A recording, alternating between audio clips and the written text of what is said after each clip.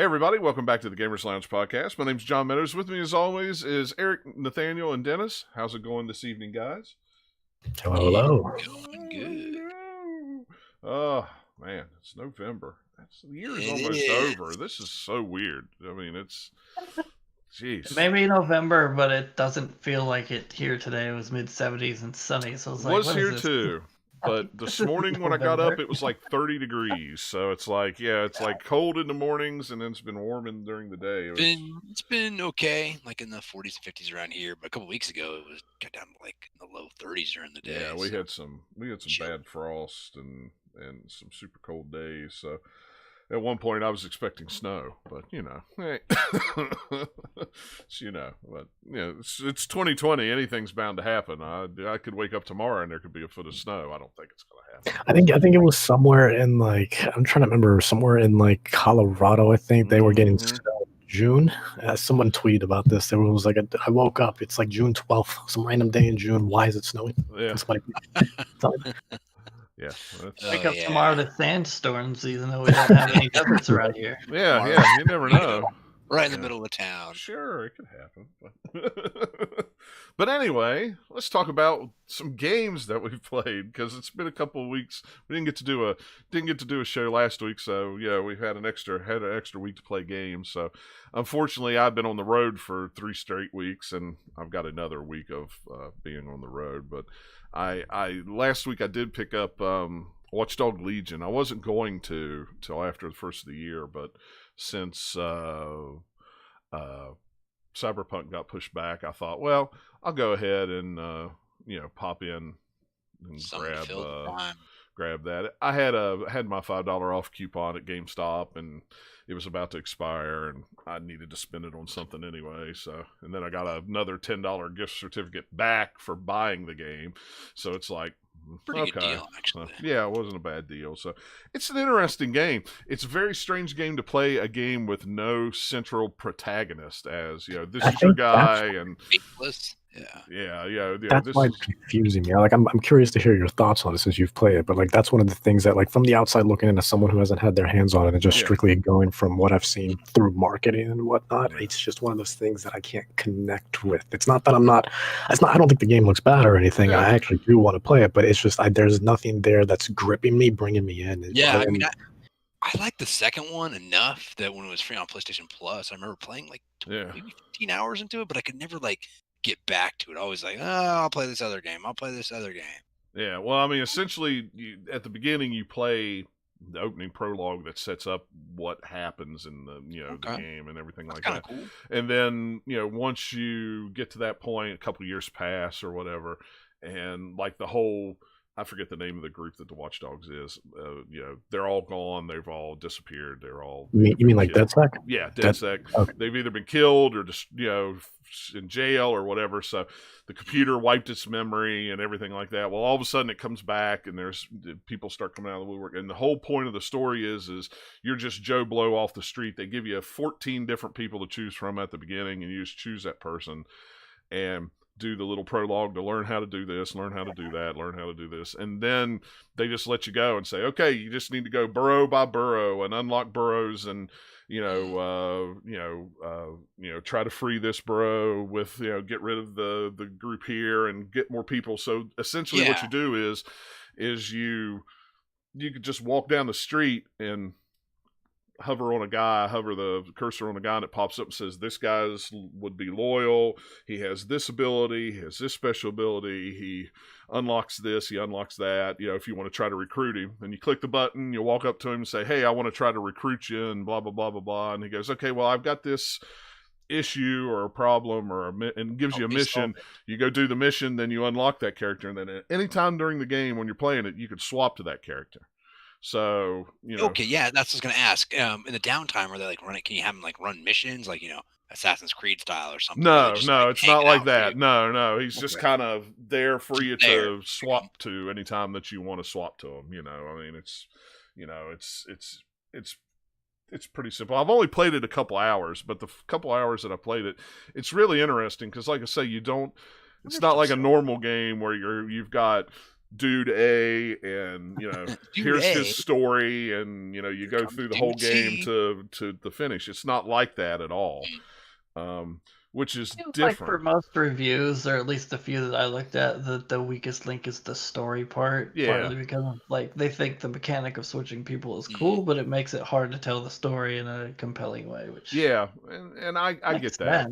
Because you got the one person kind of in the background who's in hiding, and she can't come out because she's wanted by the cops. But if you got questions, she's here, and she's But for the most part, it's just walk around the city, tag this sign to take down propaganda and put your propaganda up, and clear out the government agency that's taken over control, like the military police, and try to get them out of the boroughs. And I don't know how that's all going to come to a head, but at the end of it, but I may never find out because it's probably a long game that I might never finish. 30 hours later. What? But it's one of those games where I would probably play it for a little while, and if something new come out, play it and then come back to it. It's one of those games where it's like, oh, it's not, I don't feel like I have to sink 30 hours right now in it, but it's at one least, of those. Yeah, at least you'd want to come back to. That's the thing.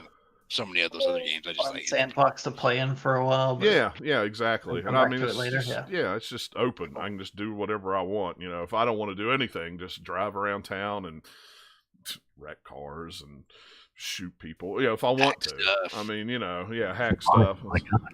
Yeah. But I mean, how's the hacking mechanics? It's pretty much the same as like the second one. Maybe. Yeah. Well, I don't remember much about the second one. I know I played it. I mean, pretty much I just hold down L, the L back button. There was some like a little bit. It was more complicated in the first one, and there were some in the second one. I remember being annoyed a few times. I was like, "Oh, I have to do this to get this to work." Yeah. No, this seems pretty straightforward and easy. You just hover over whatever you want to hack, hold the button down, and then it says hack it. It gives you 3 options: A, B, or Y, and whatever one you want to do, it just does it. It's. I think I'm pretty sure tomorrow Target has it for $40 for Xbox One. That's a good price. I was gonna, part of their Watch Dogs Legion already. I think so. Let me double check. I mean, I guess it is Ubisoft, but still. Yeah, that would surprise me. I mean,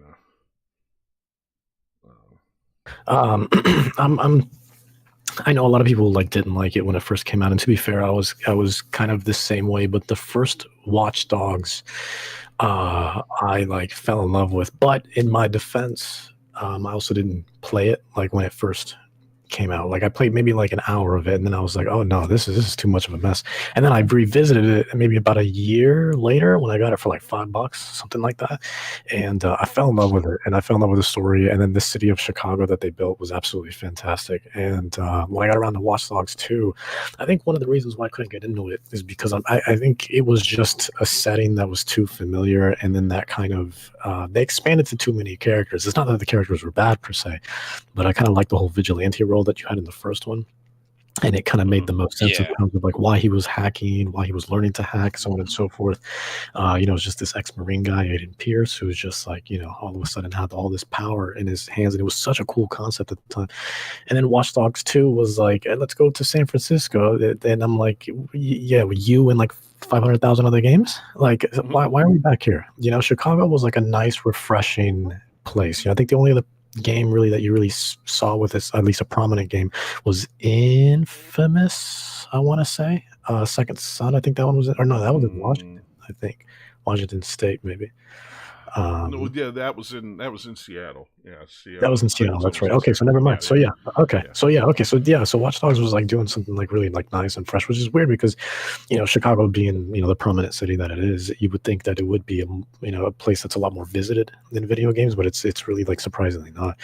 And I just thought the game overall, it was a good length also in terms of its story, and by the end I felt fulfilled. Watch Dogs 2, I just couldn't. I don't know. It was the people just didn't. Yeah, they just didn't have that grip for me.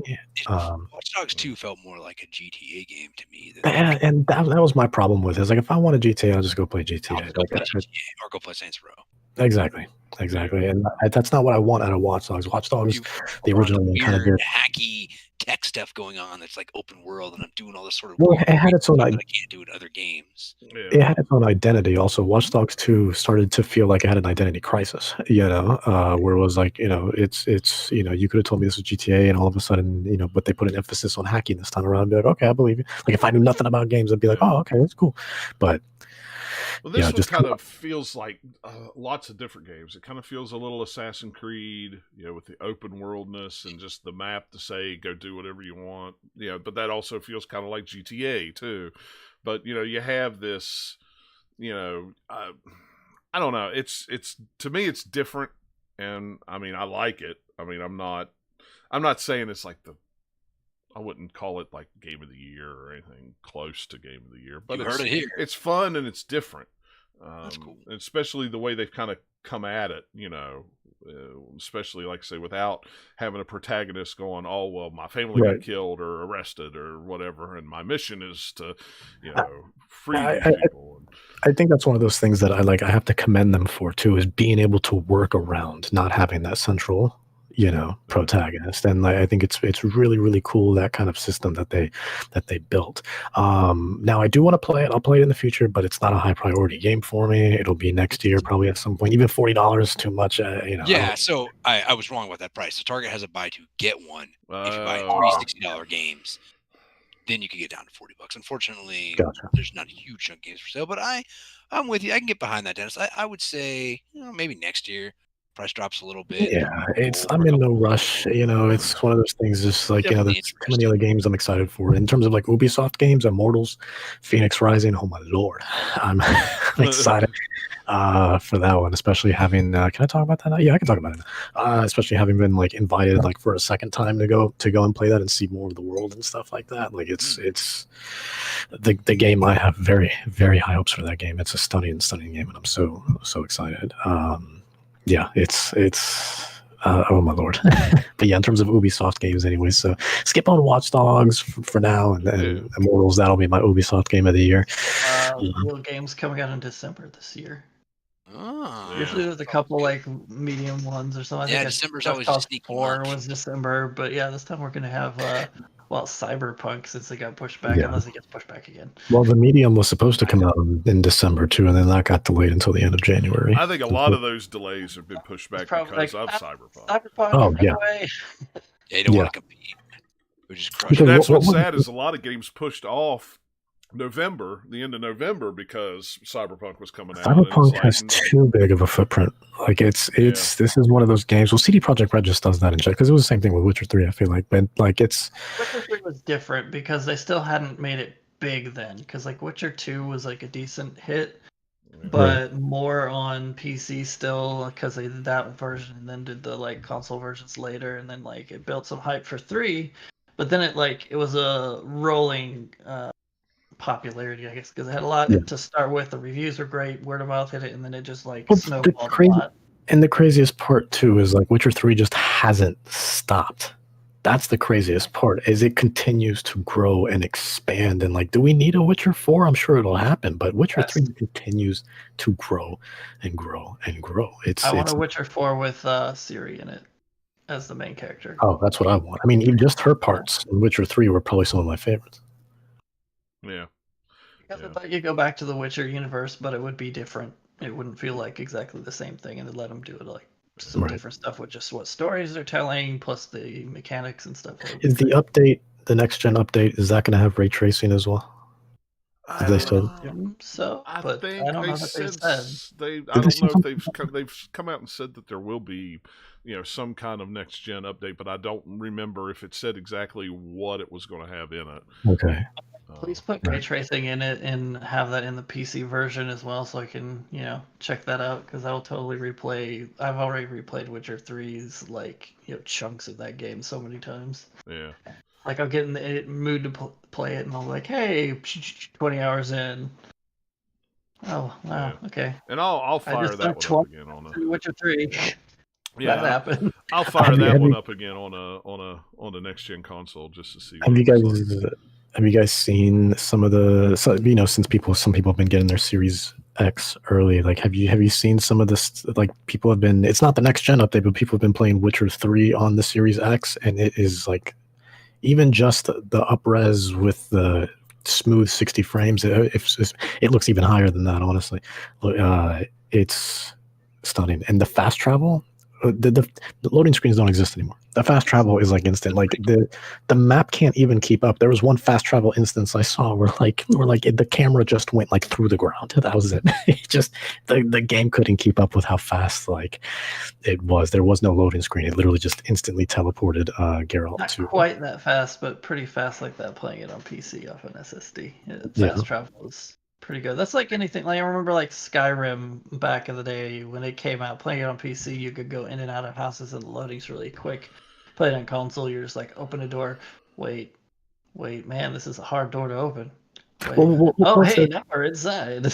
What was it Todd Howard had said about like the 360 version had to like every time it loaded it had to like shut down your system?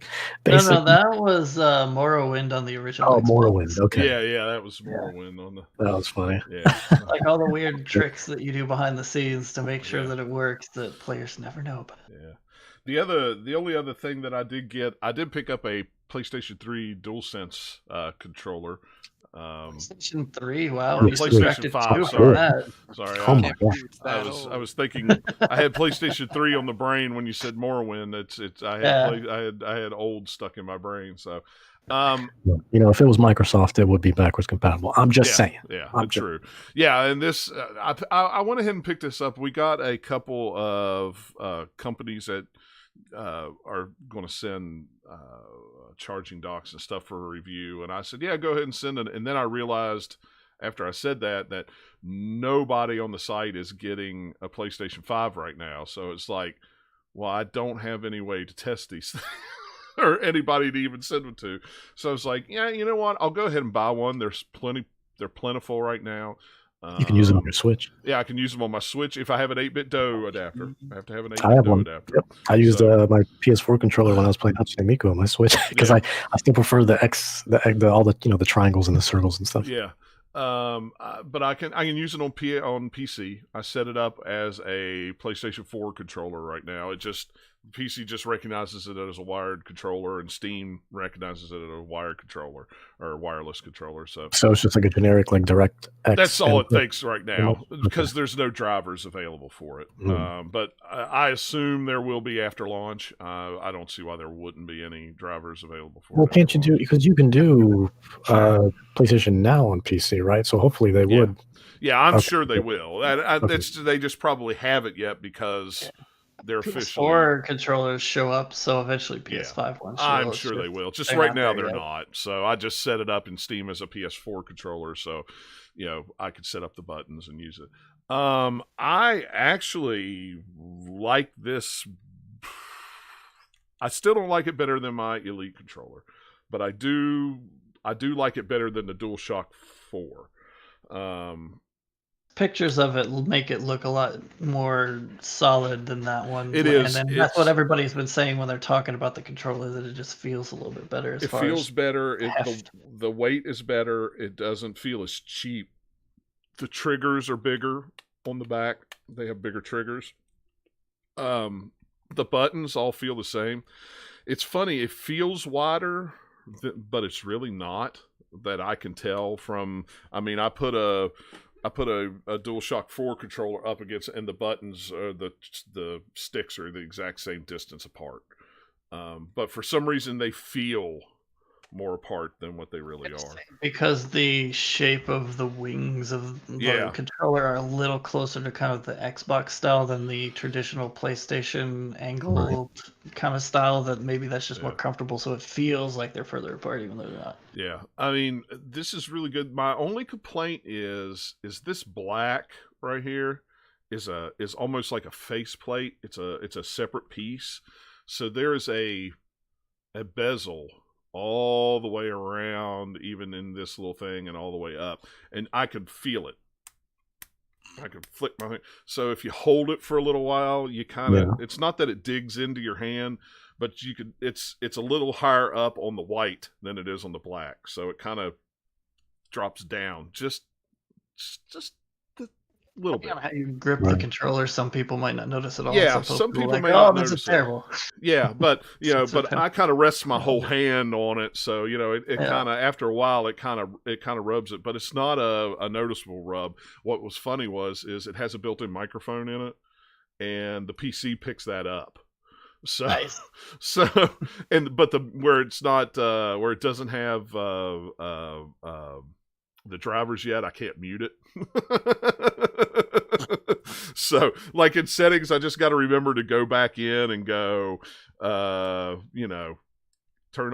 have this mic work on the PC. So I don't want people to be playing. But what's really cool is it's textured all on the backside, and if I take my glasses off and I look at it real close, all the texture is X's and O's and squares and circles all molded together. That's what I was going to ask about. I've been seeing like really like high resolution photos of like zoomed in, and it's like I'm really impressed with the textures of how they did that. It's really nice touch. I mean, if you just look at it far away, it just looks like little bumps, and then you really got to look close in and go, oh man, that's really cool. But the triggers feel better, the sticks feel about the same. They have a more textured grip around the sides of them, which is nice.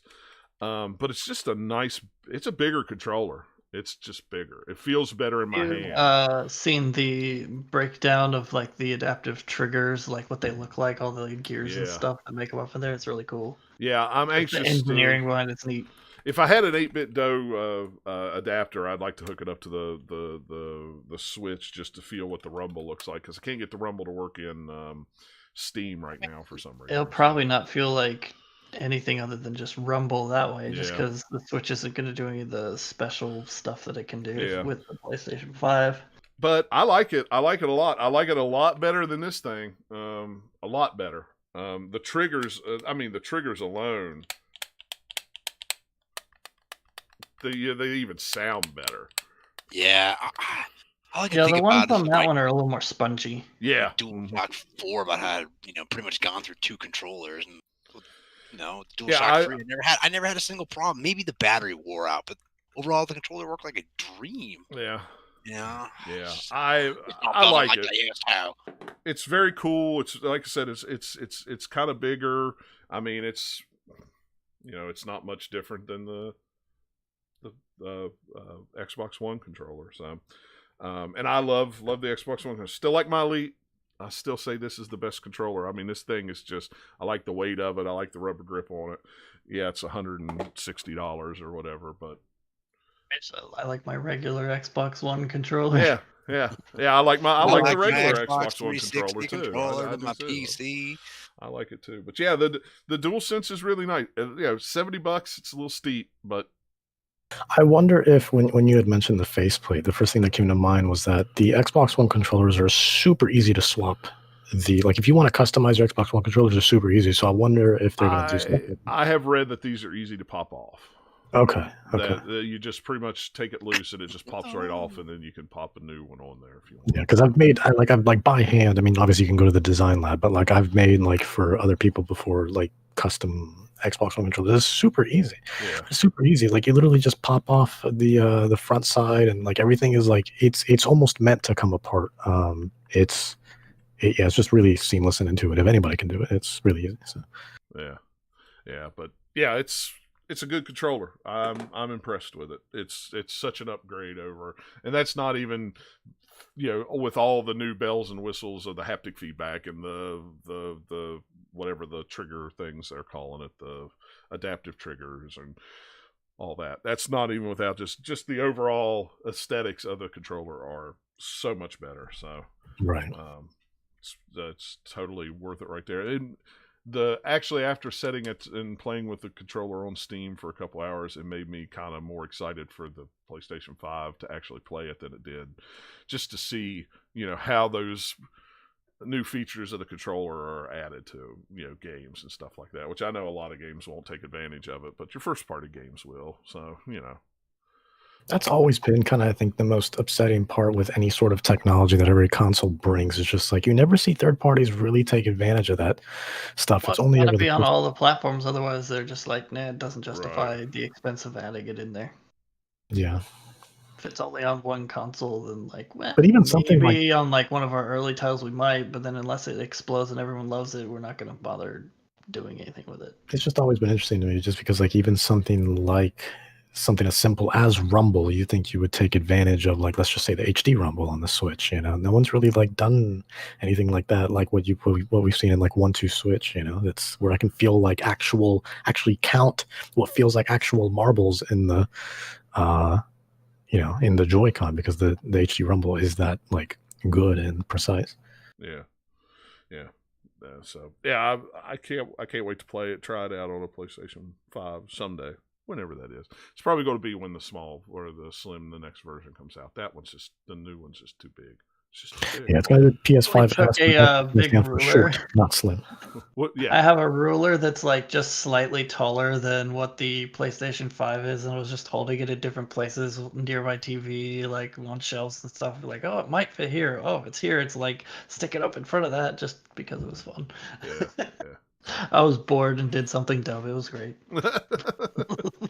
So Nathaniel, what have you been playing since you've been bored and measured PlayStation 5? I mean, that took all of 5 minutes. I know. Move a ruler around. It's easier than the PlayStation 5, I'm sure. The ruler's much lighter. Yeah, that's true. Takes up less space. I've been playing a ton of Genshin Impact the last like week or two, because it was one of those things. It was like got big in September, and I kind of saw little bits about it, and then for whatever reason, it showed up again somewhere on like a podcast or something. I was looking at it. I was like, oh, this looks like it could be fun, and it's free. So yeah. I put, I don't know how many. It doesn't tell you how many hours, probably on purpose, that you've played it, but I've put in quite a bit. I've almost finished all of them. I finished all the main story quests that I can at the current adventure level that I am at. Mm-hmm. But it's kind of like take a JRPG and then add about 15% Breath of the Wild into it, because it just takes basically the climbing and the gliding mechanics from Breath of the Wild.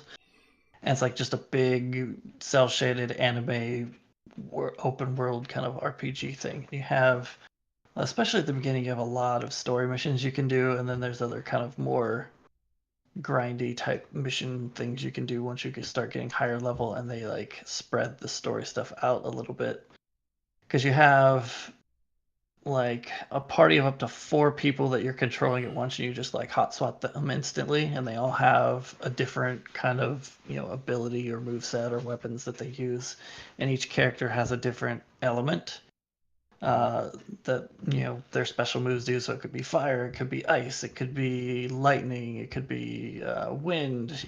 I think there's like 7 or 8 total, and then all of those interact in different ways. So it's encouraging you in battles to use one character, swap to another one, and do their ability so that it interacts with them a lot. So the main character is super powerful. Once I figured out that, oh hey, their wind ability will pick up any other element, and it gets so much more powerful doing so. So like, hey, a lightning tornado is better than a regular one. Yeah. I don't know. It's just like, it's got like the same dumb kind of JRPG style story or anime style story that you would expect from it, but it's actually like the presentation's really, really good. They've put a ton of polish into that thing. The voice acting is great for a game from China that's trying to do anime, that like even a straight up anime style games don't necessarily have the best English voiceovers. It's like, it's great. Yeah. I don't know if you've like seen some of the cast, but I'm always surprised, because I follow a lot of voice actors on Twitter, right? And I'm always surprised. Like, I've seen at least a couple this week alone. There's just like, hey, by the way, I'm voicing this new character. I'm like, you're in this game now too?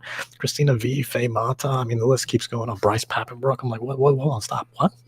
I mean, there's so much voice acting in there too. It's not even just like here and there. Like, it's just all voice acted for the most part as you're going through. There's like tons of different characters. You get kind of free characters that you get through the story, and then you have all the characters that you pick up through the kind of gambling mechanic that you like make a wish, and then you get like, basically it's a loot box. So it's like, hey, you get weapons or maybe a character, and maybe you get the good characters, or maybe you get the the 3-star level character, not the 4-star one. Like, dang it, now you gotta go try and buy some more stuff so that you can do more wishes.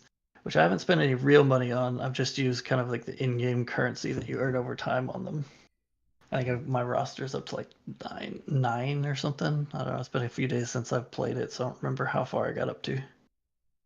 But right now they have like kind of 2 main areas to the map that they've opened up, and I think December they're adding another one, and there's plans for like I think 7 or 8 total zones by the time they finish with it, because each one will be themed to a different element. So right now they have like air and earth kind of areas to the map, and it's a big map too. It's pretty huge. But yeah, I don't know how it plays on mobile, but you have like between mobile and PC, you have cross progression. I've played 10 minutes of it on mobile while I have it on my PC. I haven't played it yet though, but I did install it. But while I was waiting for it to do that, I was playing a little bit on the mobile. I'm just not a mobile guy in general, so I was having a little bit of trouble with it, but I do like the idea of that cross progression though. And then they did confirm that it is coming to the Switch as well. So if there's cross progression between PC and Switch, say no more. So they don't on PS4 because it's tied to your PSN account there, whereas on mobile and PC it's tied to like an email account that you sign up with. Yeah. So it'll depend on if they're working on doing that or if they're just like, it's your Switch account. Who knows? Well, if they treat the Switch, if they treat the Switch like a mobile platform, which hopefully they do, then hopefully things go smoothly. But Sony's always had, even though Sony's opened up a little bit with crossplay and whatnot and cross progression, it's still problematic with them. So yeah. Like the PC is like, it runs great. It's super well optimized. Surprisingly, it's got tons of like options, but it has all these weird tiny little quirks about it that are so strange. Like if you switch to use a gamepad and then you quit the game and then you open the game up the next time, you have to go and select gamepad again in the settings. It doesn't save that for whatever reason. Odd thing also, and like I wouldn't have mind playing it on mobile had it supported this feature, but on mobile it is strictly touchscreen. So even though you can play with a gamepad on PC, for some reason you can't do controller support on the phone. I definitely want to use PC. Yeah, because I hooked my one of my Xbox controllers up via Bluetooth. And nothing, no go. Nope. And then I looked it up to make sure if it wasn't just me, and sure enough, there is no feature. So I might have to look into this game. It plays well with keyboard, or it plays well with gamepad. Odd enough that I might be interested. I mean, it's pretty much just like a JRPG that has the climbing stamina mechanic that Breath of the Wild has, and then you have like basically wings that you use to glide instead of holding a leaf or something over your head like Link would. And then it's all based on like your little stamina meter that you can increase over time by,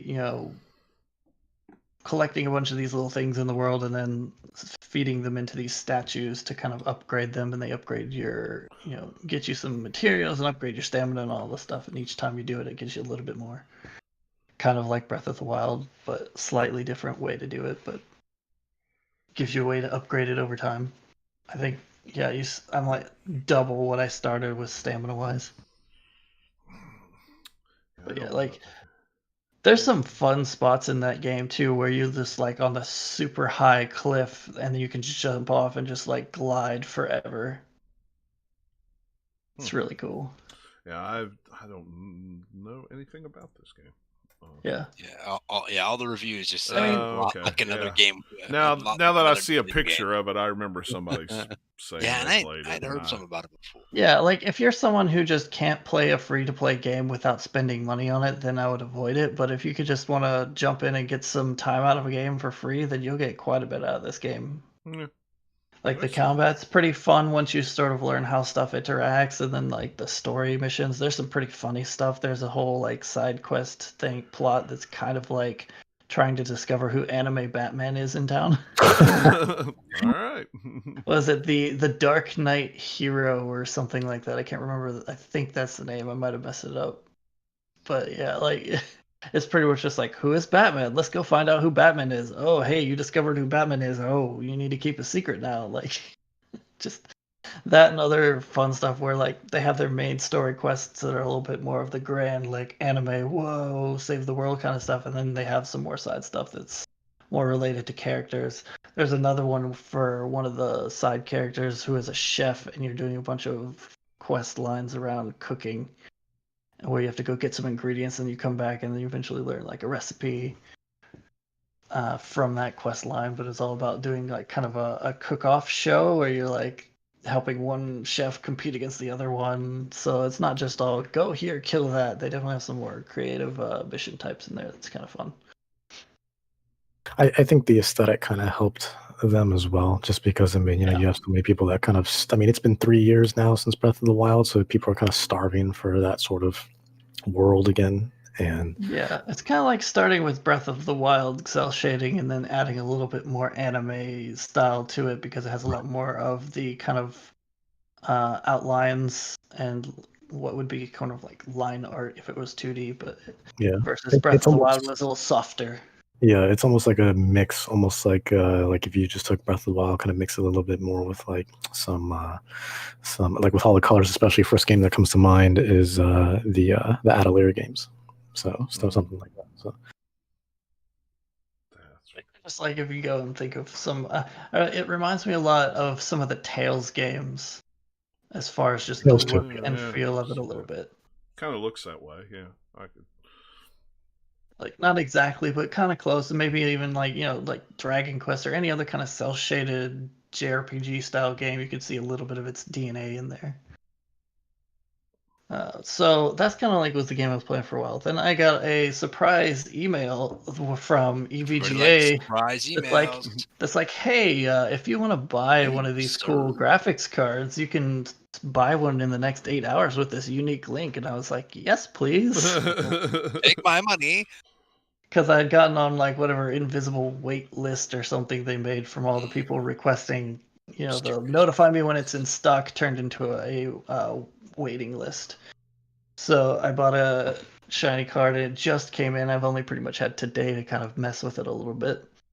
But you have installed it and everything? I have installed it. I've got it up and running. I figured out the stupid bug that was with it where it's like, why is my monitor not like doing the high refresh rate? Apparently somewhere in between swapping the cards out, one of the settings in the graphics settings got changed to where it was like, no, this is just a normal 60 hertz. And I'm like, no, 144. That's what you're supposed to be. I was going to say, is that your max refresh rate on your gaming monitor is 144? Unless I go into the menu, it can go up to 165, I think. Oh. But yeah, I can overclock because I'm not going to be pushing that. Even with this new card, is like right. a few things I could maybe, but like it's at that point 144 to 165. You're not going to notice that. What monitor do you have, Nathaniel? It's an Asus, like one of their gaming monitors. It's a 1440p one with. I wonder if you have the same one I do then, because I have a. I forget the actual model name now off the top of my head. It's like part of their like Republic of Gamer like line of stuff. Yeah, you might have the same one then. I could look up the number at some point and see, but yeah, it's the 1440p version that's got all sorts of fun stuff. Now that I got this new graphics card, I'm like, man. Oh, actually, if I had the money, I'd buy the better version and get the 4K version that also has HDR in it. That'd be cool, but no, that's a lot of money. Apparently, if you click the button behind the monitor, it actually tells you. So it's the Asus ROG PG279. It looks like. I don't know if that's the one. That's mine. Sounds like what it is. What button did you push? Just the menu button? Yeah. Yeah, the red button. PG279. That's what I've got. Yeah. Oh, perfect. There you go. There you go. It's a hold. Oh, sorry. It's a really So good monitor. monitor. In the card, right? Because I mean, I'll go ahead and give it a good home for you. You got to recoup some of that money.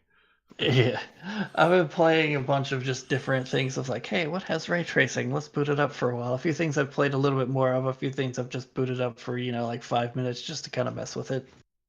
I did get the Minecraft RTX beta up and running, which is one of the first things I wanted to do because like that's where you can see the ray tracing the most at this point for like other than a couple of other things because it's just I don't know, it's easy to see with the simple geometry of Minecraft, just kind of like, hey, this lighting system is way different than normal Minecraft, or even Minecraft with like shader mods on.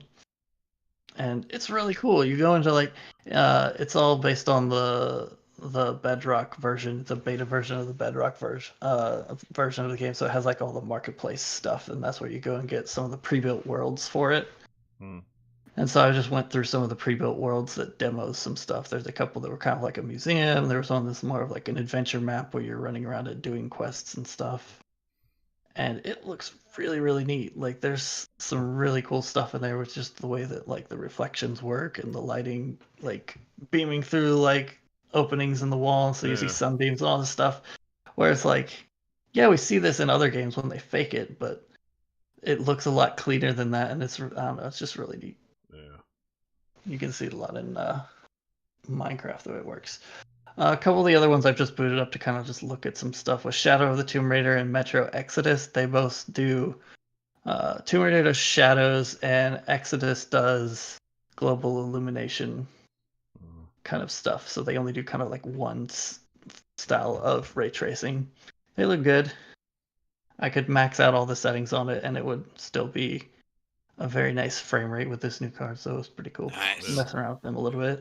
Yeah, what was funny was I hadn't downloaded any games to this new PC yet, and I downloaded Forza Horizon just to try out the new controller, which is weird to play an Xbox game with a PlayStation controller. But anyway, but I didn't even go through the setup because I don't have a 4K monitor. I still have a 1080p, and the computer was like, "Oh, would you like us to run the test suite so we can automatically choose your settings?" I thought, why not? Let's see what happens.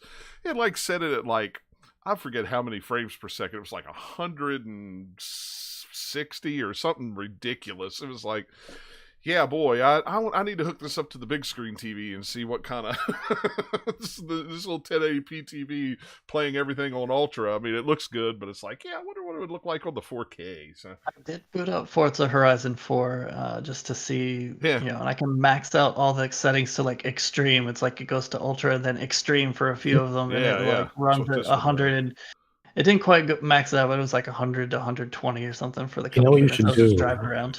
Also, like with that new card, actually, is see, because it's so well optimized and all the updates that they're going to do for it, even though I'm not sure if the updates are out yet, but playing Gears 5 on that card would be stunning. Yeah, because they've. I don't know if they're doing anything for the PC version that would impact this necessarily, but I can look into it.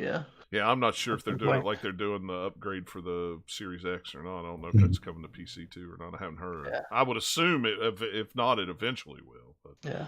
I booted up Death Stranding, even though it does have ray tracing, it does have the DLSS kind of like AI upscaling thing in there, and it was like native at 1440p, it would be going over 100 to 110, and then turning that on is like, it's up to 144. So it gave me like some frames per second, which was kind of cool. I played it for like all 5 minutes just to like, let's see what this does.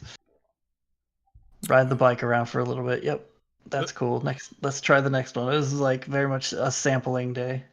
I'm just like, hey, let's boot this up. And that's what you do when you get something new like that. You just learn. I did, however, spend a lot of time in Control. I played through kind of the very, first maybe 30 minutes to an hour of that game, and that is hands down the best example of ray tracing on PC so far. Is that what is the PC version get that Ultimate Edition upgrade stuff? Is that what that is, or I don't know.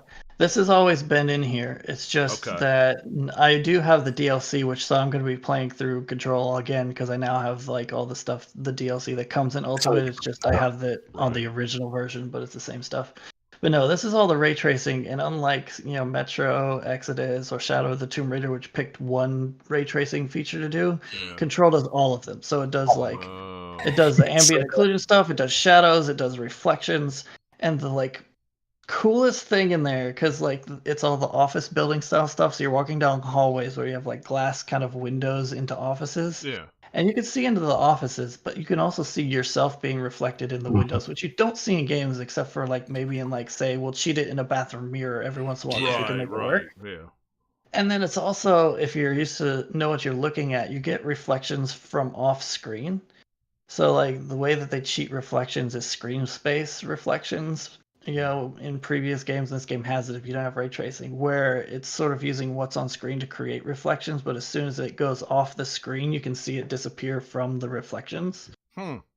Whereas with the ray trace reflections, you can just stare straight down at the floor and you can still see stuff reflected in it. That's crazy. And the cool stuff in that game too is it's not just like straight solid stuff like glass, or like you can see glass in picture frames, but there's also some of the other stuff that's all textured material, like that's not a straight up mirror effect, but you still see stuff reflected in it. Like some of the tile floors have a texture to it, and some of the like walls and things, like even the wood walls have just enough of a sheen where you can walk up to it and see yourself reflected in it. Yeah. I just kept doing that. I was just like, ooh, neat. Ooh, look, I can see myself. Oh, wow, that's cool. So many screenshots. I mean, I'll talk about it more when I get to it, but yeah, it's the ray tracing and control is fantastic. That's something I didn't get back to so like this one, and then Minecraft RTX is like the coolest stuff that I was just like, ooh, neat. So like in the Minecraft one, there's a spot where I was just putting down like items, and I was like taking the like lanterns, and you put them down in places, and it was just like light stuff up, and it just in real time is changing the way the lighting is working. Or some of the cool stuff that you don't see in there, but in some of the other ones, if you have a light source that's moving, it's like realistically moving the shadows, and you don't see real-time shadows like that necessarily with moving light sources all the time. You might have like where they make some of the lighting in, you can see some of that with static lights, but you don't see moving lights in games super often. So that's kind of cool. It's just all these little things that is like, oh, neat, that's awesome. But Control like takes all of those and puts it all kind of in one package, and then replaying the first 30 minutes to an hour of that game, I'm like, oh yeah, I forgot how like awesome the style in this game is. I'm definitely replaying this whole thing. It's stunning. Now, Dennis, what graphics card do you have in your computer? I have an RTX 2070, I believe. 2070, 2060, one of those. One of those. I get confused. Something. I think mine's a 20. Yeah, it's a 20-something. It's a 20-something, but it's treated me well though. It's a good card. I got it last May. I want to say May 2019. I think is when I got it, give or take. And it's treated me very, very well. I'm not in any rush to get any of the 30 cards as much as I would love them. It's just I just kind of do big jumps between graphics cards. So like until games like really start giving me trouble, then I'll worry about. The only reason I got this was because I wanted ray tracing, because I had a 1080 Ti before, which still does really good on most games, but you don't get the ray tracing, and this even does a FPS jump over the 1080 Ti by depending on which games, pretty chunky percentage. So it was a worthwhile upgrade for me. But yeah, if you're coming for a 20 series, like getting a 30 series card is kind of like. Exactly, yeah, and I'm still getting that ray tracing and whatnot, and I haven't really seen any performance issues with most games. Like with Control, I'm getting just an insane amount of frames, so I'm not too worried about it. So, yeah, I have. What one came in this one? What was funny was after I got everything all fixed and bought up. Yeah, this one's a 2070 Super is what this one is.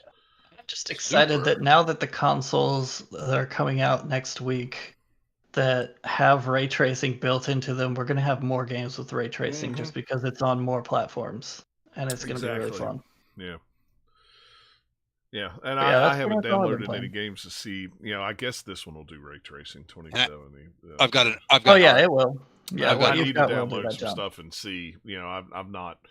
I've really had zero time to really sit down and mess with the computer, so I need to just to see who to what to wear with it, just to go. But again, I don't have I'd have to hook it up to the TV to get the 4K. I can still do the ray tracing, but to get the full benefit of clarity, I want to hook it up. My cable's not long enough. My HDMI cable's not long enough anymore. This tower is smaller than my old tower, so the old tower was a little wider, so I had about a foot of play, and now it's about a foot short. It's like, I need an 11-foot cable instead of a 10-foot HDMI cable. I can pull the tower out, if I really wanted to do it, but it's like, I'll try. I am the only guy with none. I got an RX 5600 XT.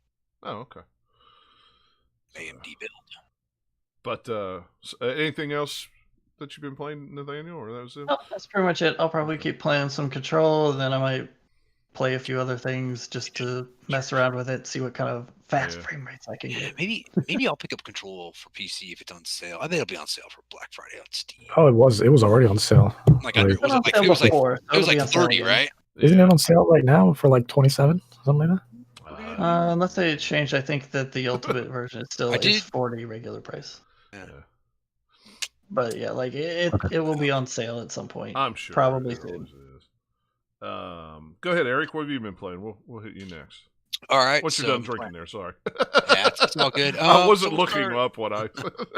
We'll start with the odd. I know at least one of us here played the demo for Ghost Runner. That was kind of interesting. I don't know if it's like a day one purchase for me. It's pretty cool. I'll put it to you this way: I have not played Ghost Runner. Sci-fi version of Mirror's Edge. I have listened to that soundtrack, and that soundtrack for Ghost Runner is flipping awesome. It looked good. It looked good on my PC, and it played well with controller. I actually prefer playing with the controller than the keyboard and the mouse.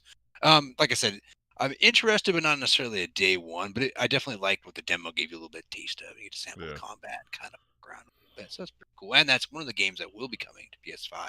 Correct, right? Yes. Yeah. It's on. I think it's on. Is it exclusive, right? I thought it was. You know what? Now I don't remember. You go ahead. I'll look. It'll come to other stuff. Okay, so playing lots of more Warzone. I'm still not great, but I'm getting better playing with my friend and stuff, and I'm enjoying it, getting the hang of things. Once you kind of get the feel, it's not that bad. It's going to be on everything. It's on PS4, Switch, Xbox One, PlayStation 5, Series X. At a recommendation of a friend, I bought a code for Doom Eternal off of Green Man Gaming. Great site to buy games from. Well, the problem is after I bought the code, I was like, oh no, it's through the Bethesda launcher. Oh, great. And it's on Game Pass now. Yeah. And I was like, I guess I could have used it like on my Xbox One X, but I was like, I don't know if there's cross platform multiplayer on that, because all my other two friends have it on PC for the multiplayer. So I was like, it's kind of like pushed me in that direction. Let's see. Anything else? I've been playing a little more of Kingdoms of Amalur, Re-Reckoning, and I definitely agree with, I think Nathaniel was talking about this, maybe Dennis a little bit too, that, it's not, it's fun, but a lot of the features that the game has that are in it were definitely designed as like a piece of its time. Yeah. Like being able to respec on the fly, the way the inventory is handled. It kind of plays like an action RPG. Maybe no, kind of like, I mean, I played it before, so I played it again. I was like, oh, it's kind of like Mass Effect a little bit, right? Heavy on the action. But a lot of things. The one thing that really bothered me, and I thought maybe it was my TV, so I took my PS4 downstairs, hooked up to the bigger TV. No, the game looks incredibly dark. Huh. I had the brightness like cranked up all the way. I'm like, that's odd. That is odd. But it's fun, John. I know you're interested. I've seen it on Amazon, like on the Amazon warehouse. Like new for under 30. So just keep your eyes open. There's a lot of bang for your buck there, and you get all the DLC. Yeah. And you just go into the first town, and there's all the sweet weapon and stuff. So it gives a little bit of a bump. But it's still, it moves along pretty quick. The quests are easy. I wish the map and like the HUD were a little bit better. I don't remember those being such a pain in the butt when I played on PS3, but maybe it's just because of the way, it's just something that kind of left as is. So if you've never played it before, like I said, pick it up. If you're a fan of the series, sure, pick it up. I was very interested when Amazon had it on sale not too long ago, and I almost picked it up because that's when I messaged you about it. Yeah. And what's funny is I'm into it, and it's. I didn't, because it was like where I've been staying in hotels, I get gift cards with my points. Well, what's funny is in this 3-week run that I've been out, I've had to stay in 4 different hotels every week. So a total of 12 hotels. Well, I stay in Comfort Inn or Comfort Suites, which just happen to be doing a promo right now. Every 2 separate stays you book, you get a free $50 gift card. Oh, yeah. So if I had realized this was going on, I would not have dropped my PlayStation 5 pre-order. Because I have almost half of it paid for already with Amazon gift cards. So now I'm just waiting on Xbox Series X's to come in stock, because I originally wasn't going to get one, but if I can get one for $200, why not? So I decided not to spend money on there we go. go. What'd you say, Dennis? I said, can you get me one for $200 as well? Well, if I can get $300 more worth of gift cards, more power to me. But it's all right. What are we doing here? Let's go. Everybody go to a hotel. Yeah, right my brother get his ends the 15th. His Xbox One X. Same thing was he wanted to buy one. I'm like, I got tons of GameStop credit. I'll just give you I'll give you a bunch of the credit in exchange for 50% of the value in cash. Like, really? I'm like, yeah, I'm not going to use it. But anyway. Well, I was going to use it for some of it for Kingdom Amalur, and then when I realized what was happening, I went, no, I'm not going to buy Kingdom Amalur. I'm just going to sit on this for a little while. See that as cheap as $25 too, if you're willing to take like a very good or a good copy. If you want to buy it. It's one I'll pick it up eventually. And you'll probably play like me, like 5 to 6 hours, and be like, well, maybe I'll get back this. Maybe I won't. It's still a pretty long game. You're looking at just for the story. Oh yeah. You're looking at like 3 hours, and I'm thinking, well,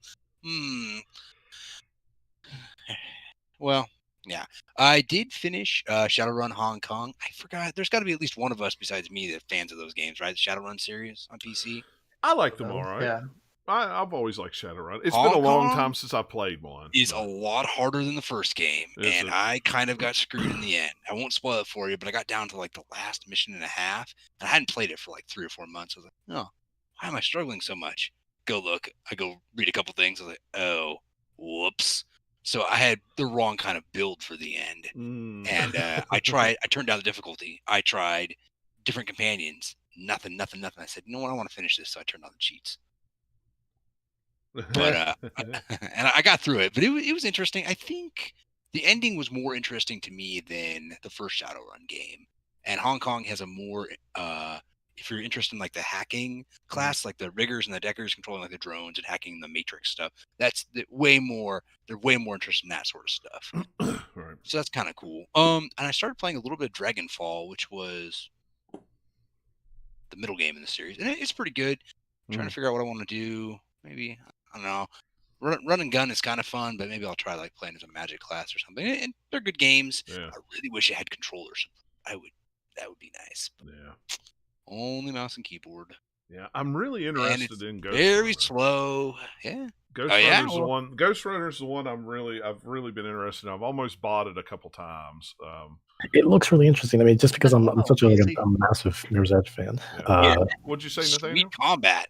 They had the demo on PC. Yeah. Last time I looked recently because I played it too. I just forgot about it. Yeah. I did too. Until played it, and I was like, "Oh, there's a demo." Until Eric said, "Oh, I played the demo of it." I'd forgotten that there was even a demo of it. But I've been reading a lot about it, so I was like, "Oh yeah, this might be kind of cool." They had it out during the Steam the event thing where there's tons of demos, and then they extended time after that was still on. I don't know if it still is. Yeah. Like you said, the soundtrack's pretty cool, and it looked good on my PC. I cranked it all the way up. I was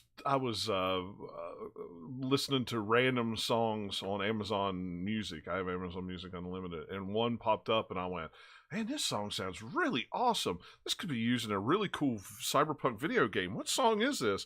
And then I pull it up, and I'm looking at it, I'm going, "Wait a minute, this is a song from Ghost Runner. Oh my gosh, this song is awesome." And I must have listened to it like 5 or 6 times in a row, and it was like, I'm favoring this song. It's like I like the song more than I like the game. It's only like it's only $30 on Steam too, so I wonder if it's glad that I played the demo because now I know I will never buy this game.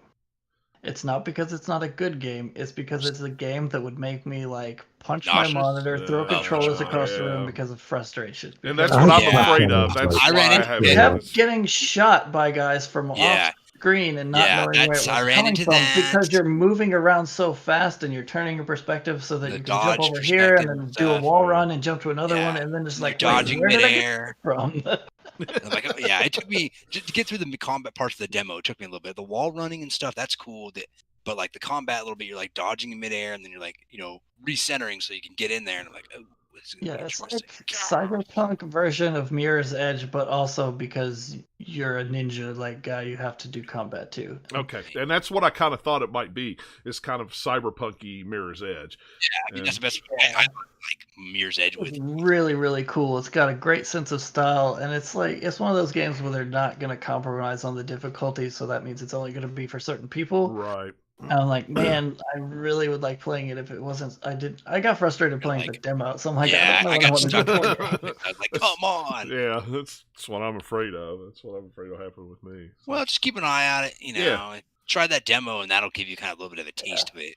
I definitely will. I didn't even realize there was a demo up for it. So yeah, and your PC can more than handle it. Oh, it better as much as I paid for it. If it don't handle it, now I'm boxing it up and sending it back. And... It has some cool narration in the demo too. It just gives you a little bit of a taste of the story, kind of about what's going on. Yeah. So. Yeah, I'll have it seems like the demo is probably just like the start of the game where they're that's what I was thinking too. Yeah. That's what it feels like. Yeah, it's pretty sweet. Cool. Got a cool story. All right, Dennis, what have you been playing? You always bring interesting games to the table. Yeah, you know me. I just always go away from that. I'm looking through this list and I go, okay, I know that one. I don't know that one or that one or that one. I've never heard of that one. I think I've heard of that one. So go ahead. I love to hear what Dennis brings because Dennis, of all of us, plays. I know. I know. It's always weird. And it used to not be like that too. Like I used to play all your Assassin's Creeds. I used to play all your kind of, for lack of a better term, all your main stream stuff. Yeah. But then something happened probably towards the end of the PlayStation 3 era, where I just wasn't really. It started to hit me how similar all these games were, and I was just like, I am tired of playing reskins. So I just kind of like branched out into, but it wasn't just that. I was also kind of like limiting myself to certain genres as well. Yeah. Like at that point, I never played visual novels. I never played simulators. I never played, many first-person shooters outside of like Fear, and stuff like that. I was very selective. Now I'll pretty much play anything that you throw at me, but just because like you never know when you're gonna find your next favorite game, exactly. And I think that's why I've just started just not caring. It's just like, look, I don't care what platform it is. I don't care, what genre it is. If it looks good, then it looks good. Right. I shouldn't not touch it just because it's not something I've ever played before. If I feel like I'm not going to be comfortable with it, you win some, you lose some, but you never know when you're going to find your the next big thing for you. Right. For example, one of those games, speaking of, that I have on this list is The Tourist. The Tourist, I think came out sometime last year, was exclusive on the Nintendo Switch. And now it's multi-platform on PC and Xbox. Not sure if it's on PlayStation 4 at all, but it is on Game Pass, and that's how I got access to it. I've been meaning to play it for a while. And The Tourist, when you look at it, is kind of like this beautiful. It's a beautiful. It almost kind of looks like Link's Awakening. Imagine the Link's Awakening remake, like that engine, but a lot more like pixely. Almost just like, what was that game on? It kind of reminded me a little bit of that game on PlayStation 3, 3D. 3D. You said it was on PS3.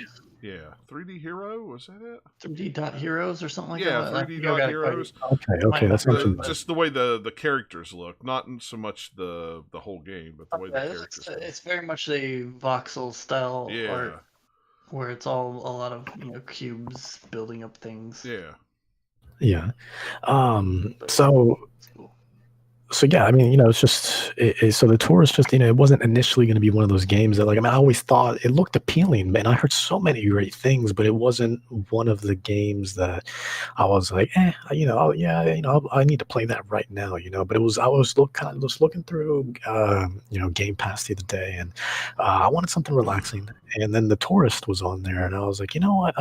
I keep hearing so many good things about it, even to this day. I keep hearing so many good things about it. Why not just jump in for a nice, short, sort of relaxing sort of experience. And it ended up being this awesome, super unique, super fun, and hilarious also, little game that was, an adventure puzzle game, I think is the best way to explain it. The boss fights were super unique, super unique, and because you can't really die in that game, but you don't really attack or anything either. So when you're doing these bosses, you're not so much fighting them as you are kind of dismantling them, right? Because you're kind of going around this set little room and running around and trying to manipulate your environment. That way, the bosses just eventually just end up collapsing, and then you win, and then you move on.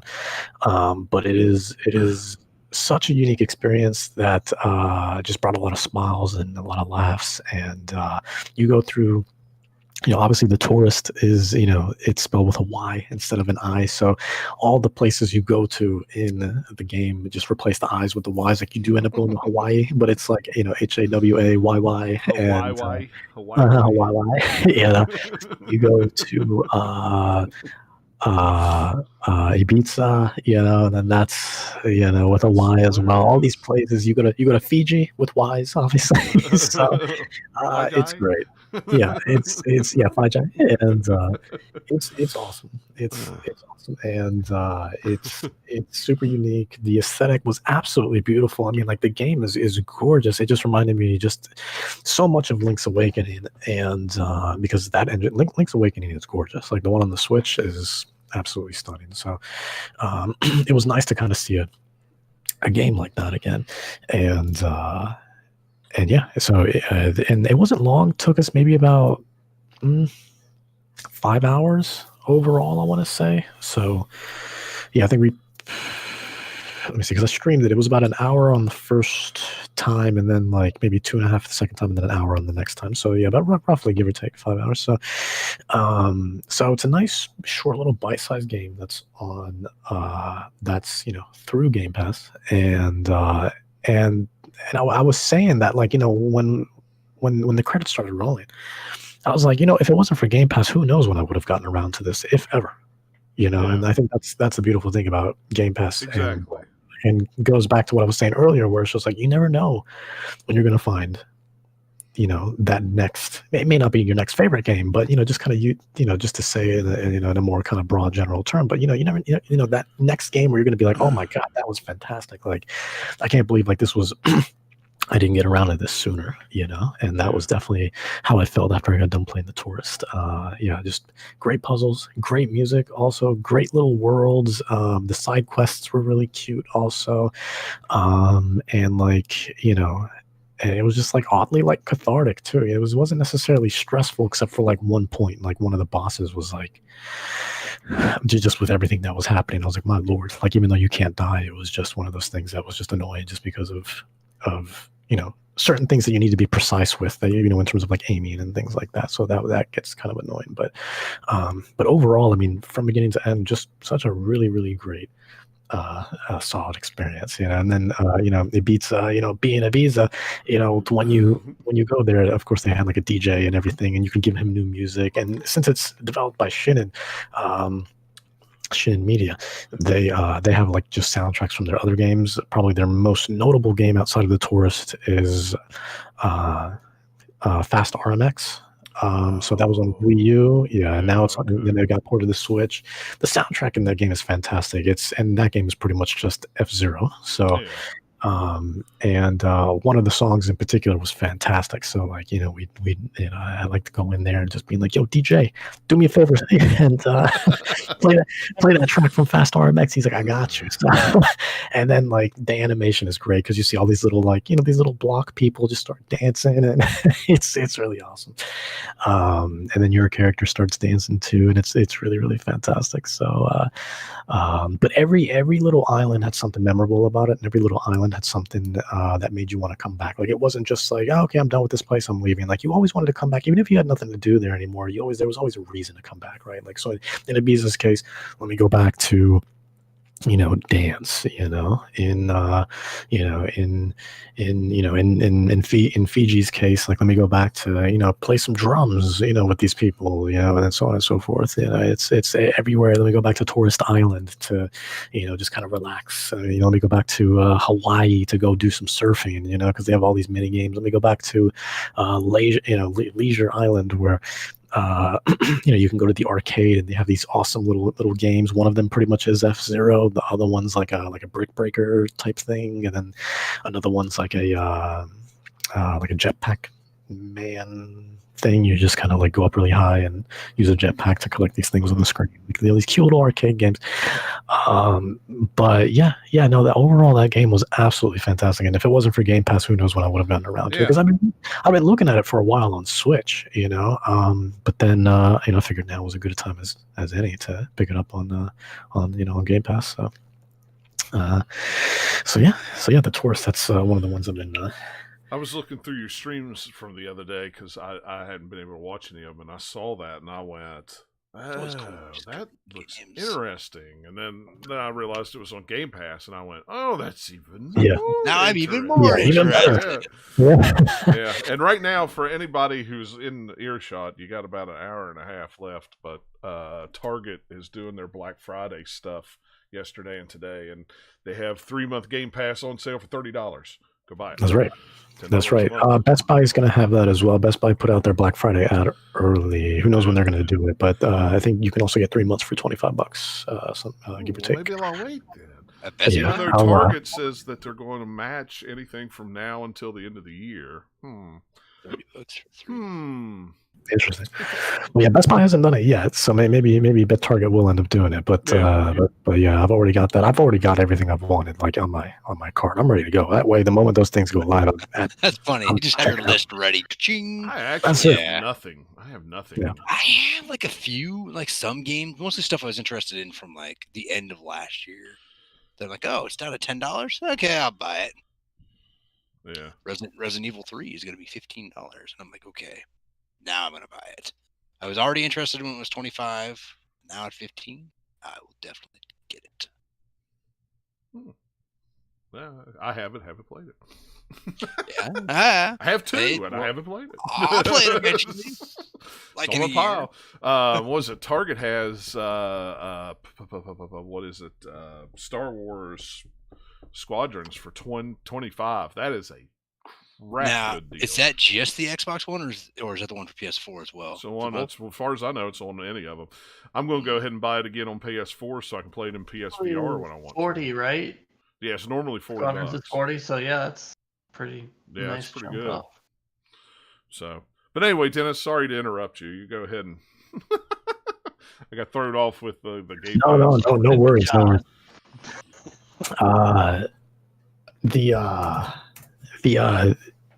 Yeah, I mean, I was pretty much done. Just the Taurus is absolutely fantastic, and if you have Game Pass, absolutely check it out because it's a great little bite-sized experience, and it's really, really fantastic. It also takes a crazy turn like towards the end that I'm not going to spoil, but it's just like you kind of, you start the game off just pretty much on vacation, and then by the end you're like, oh my lord, like what this just turned into.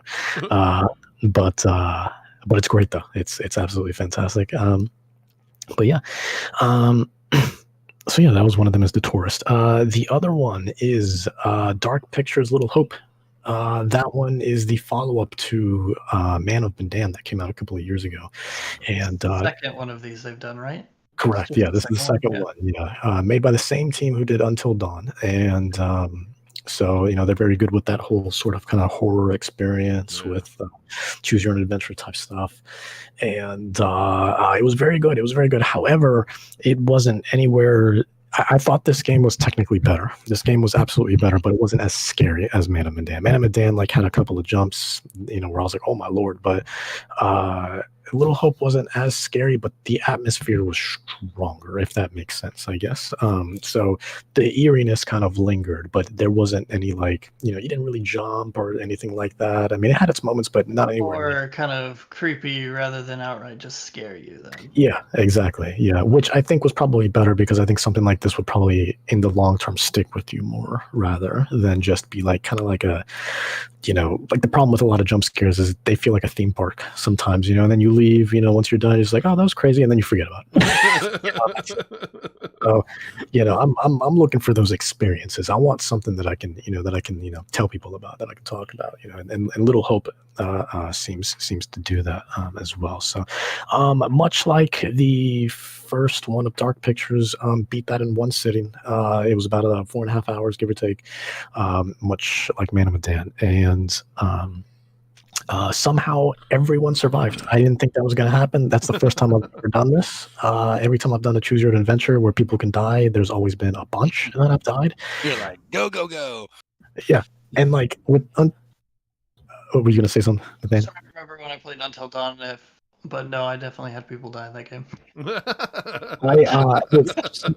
With Until Dawn, I was good until literally the last 5 minutes of the game, and there's a part where like one of the guys like flips a switch in the house to basically like blow the house up, and almost everybody died. I was like, you guys, we've gone 8 hours of this game, 8 hours with not a scratch, and all of a sudden this dude is just like, no, nuke. Nuke. We're just gonna drop a nuke and just completely wipe out everyone here. I'm just like, no. Perfect ending. That's what I want. None of this nonsense. Only like 2 or 3 people survived at the end. I was like, my lord! At the last 5 minutes, I couldn't handle it. Like we were there. We were alive literally until dawn, and then this man had to turn the lights on. I was like, you know what? The sun is rising. You need the lights. Whatever. Anyways, yeah, I still have, a little bit of PTSD from that. But anyways, Little Hope overall was very, very good. And of course, much like Man of Medan did, it showed a preview of the next game at the end, like after the credits rolled. Yeah. And that's what I was the most excited about. If you haven't seen, this isn't a spoiler or anything, you can look up the trailer for it. There's trailers everywhere. They've already officially released the trailer, so you don't have to beat the game. But the next game is called something ash, like ashes, something I don't know if somebody could look it up. It has to do with ashes. But it's basically The Descent. Ashes. What was it? House of Ashes. House of Ashes. Yeah. Gotcha. Yeah. Google is telling me the third one will be. Yeah. Gotcha. Yeah. So that oh my lord, it's basically The Descent, and I love The Descent. It's one of my favorite like movies like ever. So like, and it looks. Premise to riff off of for a game like this. Yeah. Yeah. I think that'd be cool. Yeah. The only thing that I think came close to Descent was probably in the reboot Tomb Raider, where there was only one little section though, where she just kind of walks out of the blood, So. Yeah, I know. I was like, I know which part you're talking about. Yeah, exactly. Iconic. Oh my lord! But they really nailed that part. And if you go on Google, you can see so many like wonderful side by sides between like The Descent and Tomb Raider. It's so good. But almost like maybe they were paying homage to it for some reason. Almost. Who knows? It was. It was awesome though. Literally one of my favorite parts of that game. Absolutely iconic.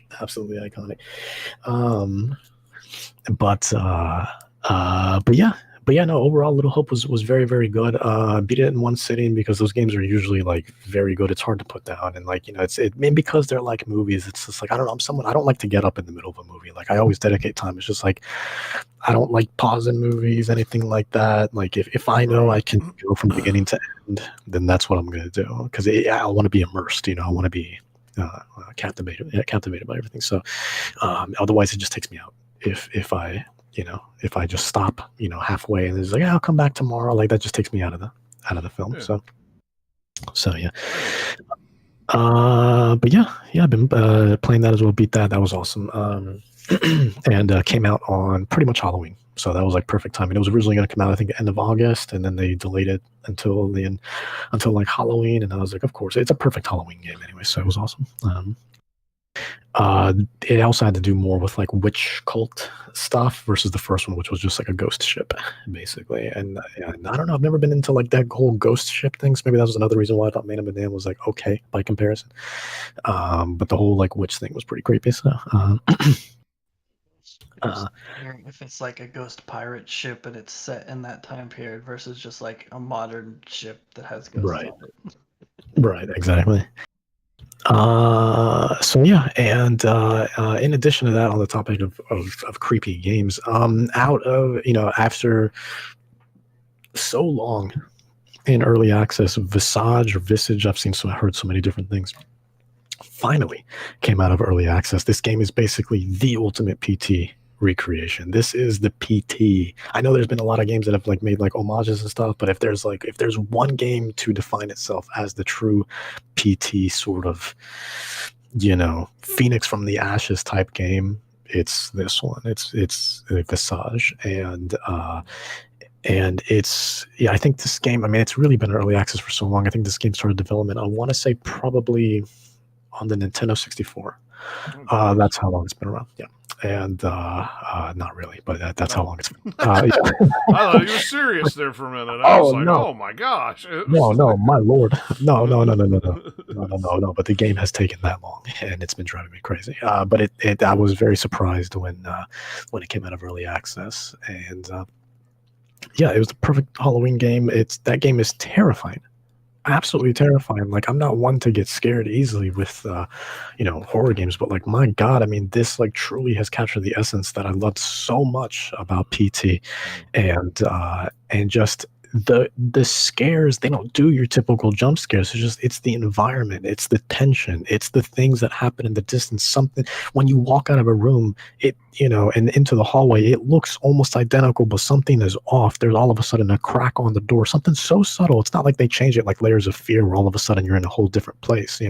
It's like just something that's so subtle, but it can completely change the feeling and the atmosphere. Thing on the Steam page, like at the very top of like warnings and stuff, is just like it focuses on building tension slowly and surreal imaging, subtle details. Yeah, so it's definitely trying to be PT. Absolutely, yeah, and it does it in such a good way, and you have multiple chapters to go by, and so the game has a bunch of different endings, but it's not like you have to. It's not like you go down and it has like each route has like a bunch of different endings. It's each chapter basically. You have multiple chapters, so it has multiple playthroughs you can go through. So you just choose one in the beginning, and then that's going to be however many hours it's going to be, and then that's one ending, and then another chapter is its own ending, and then another chapter is its own ending. So I think that's kind of what they mean by it's got multiple endings. But so it's got replay value.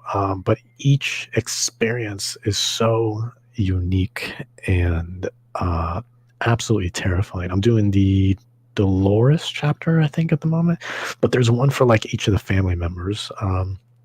I think, and in the beginning of the game, it's very gruesome, very graphic. It's like a murder suicide basically that really sets the tone right away of what the game is. What the game's going to be, almost kind of like Amityville-esque, Amityville horror-esque, and just the subtle changes. It's the subtle changes. Like last night, maybe 2 nights ago. All I did, and so you have a sanity meter, right? And if things get really dark in your home, you start to, you freak out more, obviously. So there's no real health or anything like that. I mean, if you get caught by one of the spirits, then that's it. I mean, you're done. So, but you can save whenever you want or anything like that. So it's not like, they're not, it's not difficult in that way or unfair. You just, so long as you're saving frequently, then you're usually fine. But yeah, it's those subtle changes. All of a sudden you're hearing footsteps above you on the floor above. You're like, what in the world is going on? All of a sudden, like, the lights start flickering, light bulbs can randomly pop. Everything is so, everything's RNG. So everyone has their own sort of experience. Even if you and I are doing the same chapter, your scares will be completely different from my scares, and it just depends on how you play. It's almost Amnesia-esque in that regard, where it kind of, it sees like, if you like, for example, if you just like jerk the mouse real quick, if you get like super scared, it'll use that to its advantage. Be like, oh, that particular is almost like an algorithm where it's like, oh, that thing scared them. All right, let's do a little bit more of that, And then, so, it's crazy. It's crazy how it literally reads how you play and builds the fear factor off of that.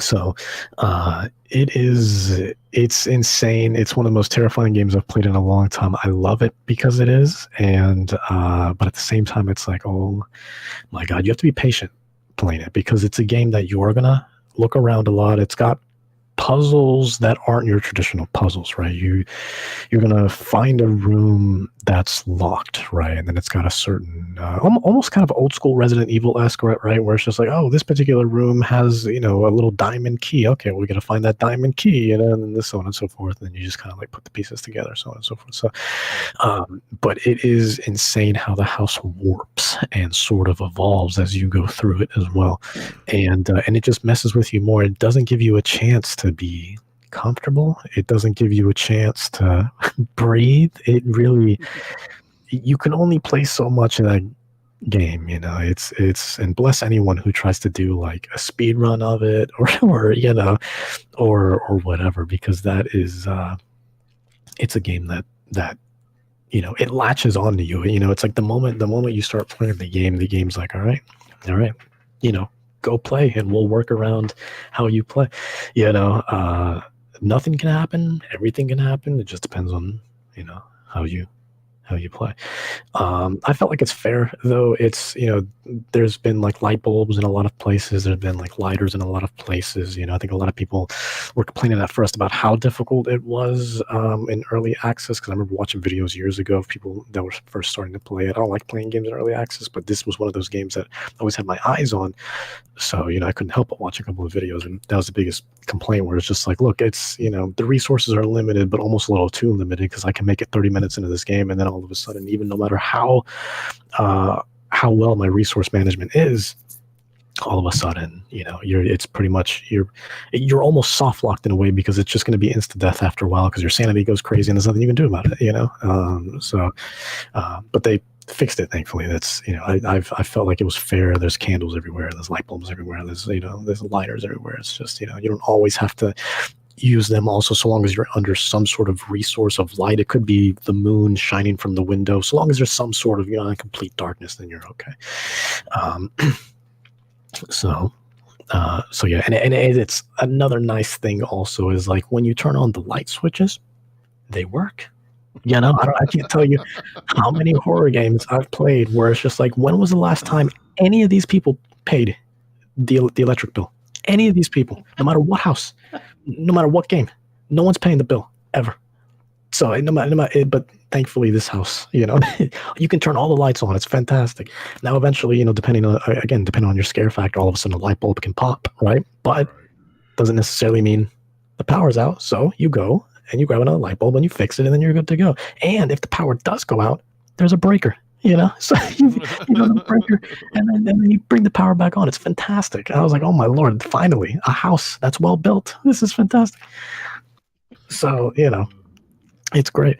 And so yeah, but no, this game is absolutely terrifying. It gets under your skin. It does something I haven't seen in a very long time, but at the same time that I've wanted for a very long time. And it's an experience. It really is. I mean, you really have to.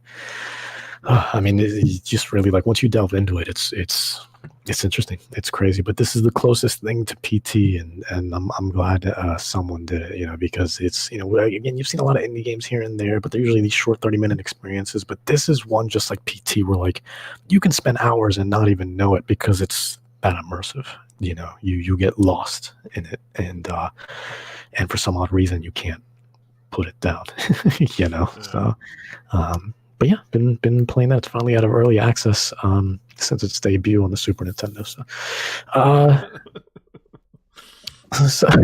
So quite far back to the GameCube, when you were saying Sanity Beater, I always, anytime that phrase comes up, it's always Eternal Darkness. Yeah. But the ones that got me the most in that game aren't the ones where like they tilt the camera or there's like a bug crawling on your screen. It's always the meta ones that they just threw in there, where it made your game like look like it crashed for a second, and like, oh, you deleted your saves. It's all the meta ones that kind of cheesy looking back, but at the time you're like, no.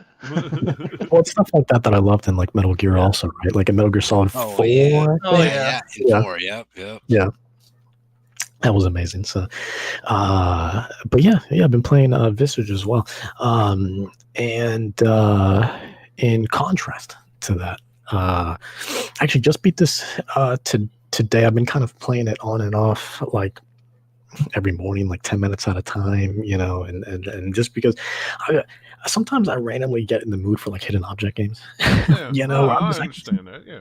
Yeah, it's like oddly relaxing. Just let me look for stuff. You know, just click around and, you know, it's like, oh, I found it. It always feels rewarding. It's like, yes, I found this, even though it's right. It gives you a little hit of dopamine, you know. Yeah, exactly. I'm just like, oh my God, I can't believe I found this, even though you can believe it because it was right there. It's not hiding from it's, you know, it's but the one I played and beat today is called The Secret Order Shadow Breach.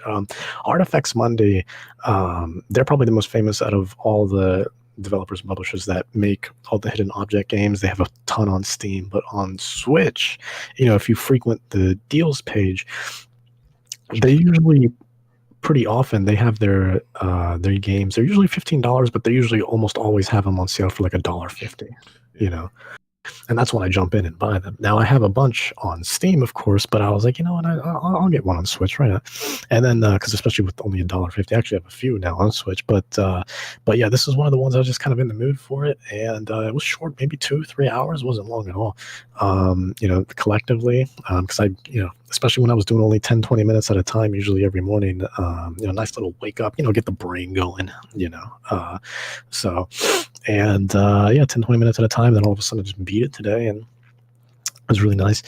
And yeah, you know, it was a solid game. I mean, it's not much to say outside of the fact that it's a hidden object game. I think the biggest differences between every hidden object game you have to look for is like, you know, how does the story sort of affect the story? I mean, you know, but it's, you know, how does it kind of affect the, you know, the environments? Because that's kind of what brings me into like a hidden object game, is just like how I like the backdrops, you know, the backdrops and the environments and stuff like that. Is it something that it looks like I can get into? Like this one in particular had a very almost like fantasy magical setting. So, you know, so you had to go through like realms, and it was really, really cool.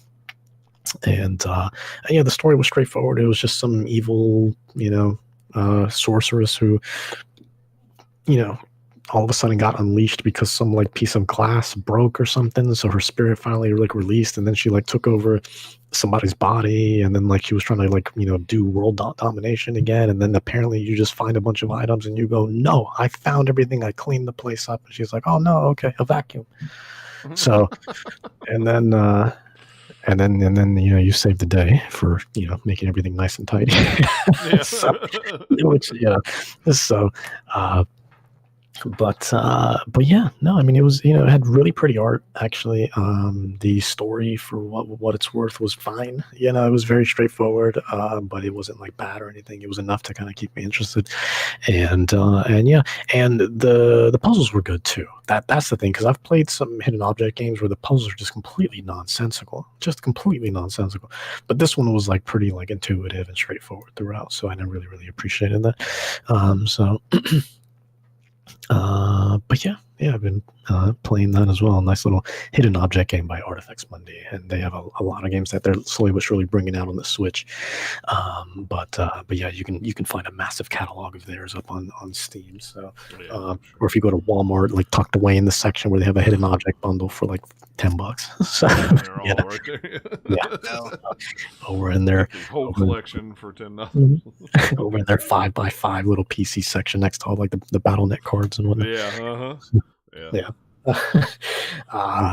But yeah, and then lastly, no, 2 more games. So this game finally came out. I wanted to talk about it the last time we did the podcast, and but I couldn't. But now that it's officially out, embargo's lifted, all that fun stuff, or not so fun stuff. It's Bakugan came out, and on the Switch, and this is one of the games this year that's kind of vitalized an old property, right? Bakugan, you haven't seen a Bakugan game since. Yeah, I didn't even think Bakugan was a thing anymore. They live off of their toys. Their toys still sell like crazy. See, I didn't even know they still made the toys. I remember when I worked at GameStop 12 years ago, Bakugan was huge, you know. So. Yeah, even when I was there just a few years ago, we still got shipments on shipments of so much Bakugan stuff, to the point where it's like, where are we going to put this? Where are we going to put it? I don't understand. Where are we going to put it? You just put it in the back what somebody asked for. It'd be like, there you go. Yeah. Like, at this point, this is ridiculous. But yeah, no, it's still very much. walk out front and just hope someone takes it. Yeah. It's insane. It's insane though, but it's still very much popular. But Bakugan hasn't had a game since when I last checked 2011, which was there was one on DS, the original DS, and then the anime I think has been kind of on and off. Anime? That's crazy. I remember there used to be. Yeah. I mean, the anime is what helped sell the toys. You know, that's kind of what it was there for. So, but yeah, the anime, they haven't had one in years, and all of a sudden they just had a new one. I think start in 2018, 2019, called like Battle Planet, something like that.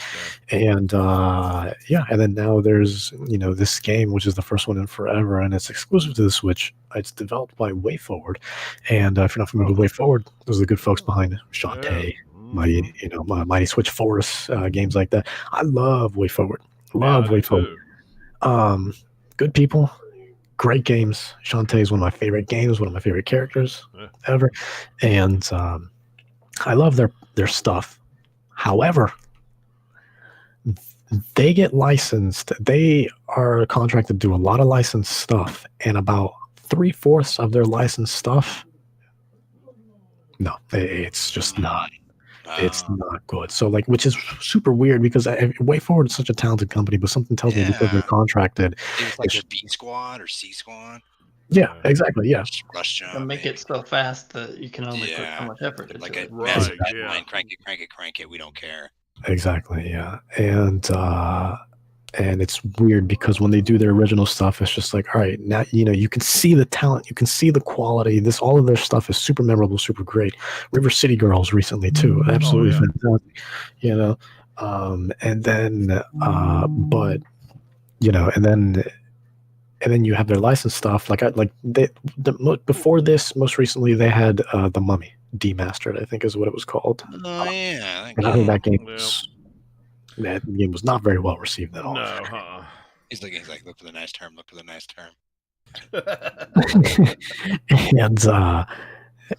And now here we are with Bakugan. Now, this game, when it was revealed on a Nintendo Direct about a couple of months ago, maybe 4 months ago, I want to say maybe June or July.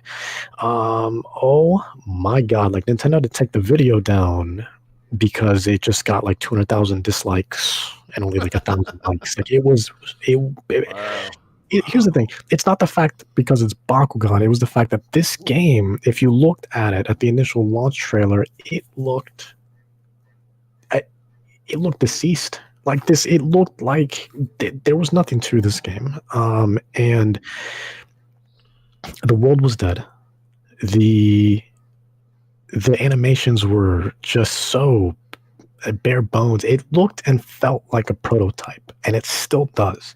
And one of the things that always drives me crazy about, when you see a game that's just let's just say it gets revealed in June, and then it's just it won't be out until November.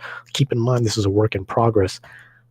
I hate that term now because I doubt you're going to change something that substantial in the next couple of months. And so for the most part, what we see is what we will get, unless there's something small like UI changes, HUD things, maybe certain quality of life things. But in terms of animations, things like that, those are all going to basically be set in stone. Could they fix them in the future? Sure, but it won't be ready by launch. No way. So I try to keep an open mind, but by the time I got the full game, the biggest problem was this world looks dead. Everyone's nothing but statues, just standing around. There's streets with no cars. There's people that literally just stand around just waiting for you to talk to them. And even when you do talk to them, it's just this one line of nonsense where it's just it's a nice day today, isn't it? Huh? What? Huh? That's it? That's it? How long have you been standing here waiting for me to come up to you to tell you today's a nice day? Go home. Enjoy dinner with your family. What do you just go home. It's ridiculous. So it's like that everywhere. The side quests are pathetic. They are literally you would go talk to a kid and he's just hey, I bet you can't catch me. And then like he'll literally just start running. You talk to him 3 times, and they run in this very like grid-like manner, where it's like they'll run left and then immediately just turn upwards, and then immediately just turn right, immediately just turn down. It's obnoxious. And the whole thing is just so bare bones. Now the actual battles are kind of cool, but they can get repetitive right away. The game, they could have had a good game. You know, if they had the proper time. I know that studio is very good. I know the studio is very talented. You know, there are good Bakugan games, you know. Even if you're not familiar with the property, you can still enjoy the games. You can still enjoy this game, technically. But there really is just nothing to it. The world is dead, and this game truly feels like a prototype. It doesn't feel like it's an alpha. It doesn't feel like it's in a beta. Like, this game honestly feels like it's a proof of concept. And the fact that they're selling this for like $50, they should get sued for that. I'm sorry, because that's insane. That's insane. Now, thankfully, if you're interested in Bakugan, because I think I said this in my review for it too, go for close to $20, because that's, I think, you know, if you want a simple RPG, it'll get the job done, you know. But, you know, and I think on Black Friday it's actually going to be $25, which is hilarious because the game literally just came out November 3rd, and then now within like 2 weeks, 3 weeks, depending on when, you know, I mean, no one waits for Black Friday anymore, so it's just whenever they decide to put the deals up, it'll be $25. So close enough, you know.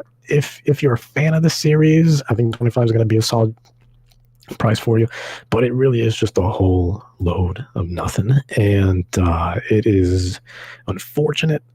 It is sad, and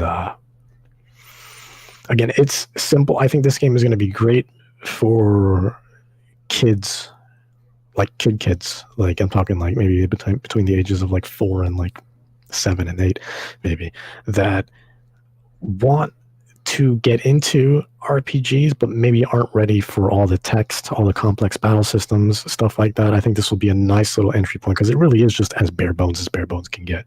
But I think that'll work to its advantage as a sort of training wheels to you know, get you know kids prepared for the big stuff, like Final Fantasy, like Pokemon, because even Pokemon I feel like can get complex at times. As much hand holding as it has, I still think there's a certain like age level there that you should be to really enjoy Pokemon, especially with all the type effectiveness and stuff like that, and things like that. So yeah, but this 8's got none of that. I mean, it really is just like get random Bakugan. There's one quest, and I still feel offended by this quest, where this one girl in this park told me, "Hey, do me a favor, find my brothers." I was like, "No problem, I got you." She was sitting on a nice little bench, right? I was like, "You know, it's a beautiful day out, you know, even though the trees aren't swaying. You can hear the wind, but the trees aren't swaying because it's a dead world. So, you know, you go find these brothers." And then, you know, because she's like, "Well, we need to go home, so if you could go grab them for me, you know, that'd be awesome." I was like, "That's no problem, I got you." So I went to go look for them. They're like, "No, I don't want to go home." And then I talked to the next one. "No, I'm still playing. I don't care what she says." And then the next one, we're just like, "No, home is boring. I'm not gonna listen to her." And then I go back to her to report, and she's just like, "Oh, okay, well that's no problem. I'm gonna go ahead and take a nap then. Thanks." All right. Sure. And by the way, I got nothing. I got no currency. I didn't get a new Bakugan. I didn't get shoes. She was like, "No, thanks." And then it was just like, quest completed. I got nothing. Quest complete. Next one. It was quest to take a nap, man. Come on. Yeah. and then another one where like this kid gave me he was like, "Hey, I need you to give this to my brother. He's down the block." I said, "Down the block? What's wrong with your legs? You're standing right now. Go, please, humor me with some animation and go, please, just walk down there."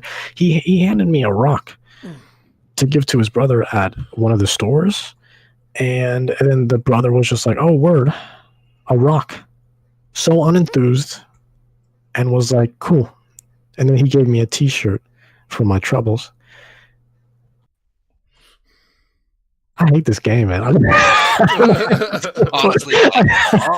who designed the quest? Where's I want the action? the auto-tuned remix of, a rock. A word, a rock. Yeah. Got a rock.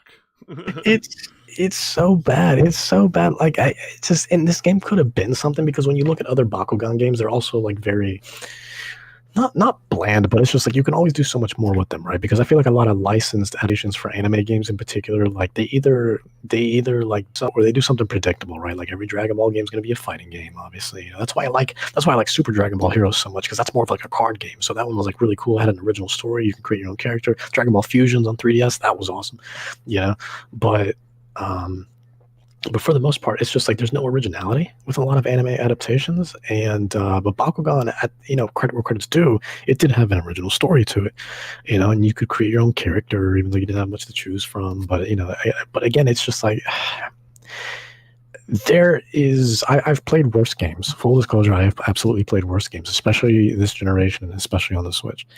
But what they're paying versus what they're at, the asking price for what you're getting, and for all of that is just, and it's just a massive disappointment, and I'm not like a big Bakugan guy either, I mean, like I've always been made aware of it, but I've never really watched the show. I've never really cared much for the property. I was never against it, but it was just something that I never really invested time into.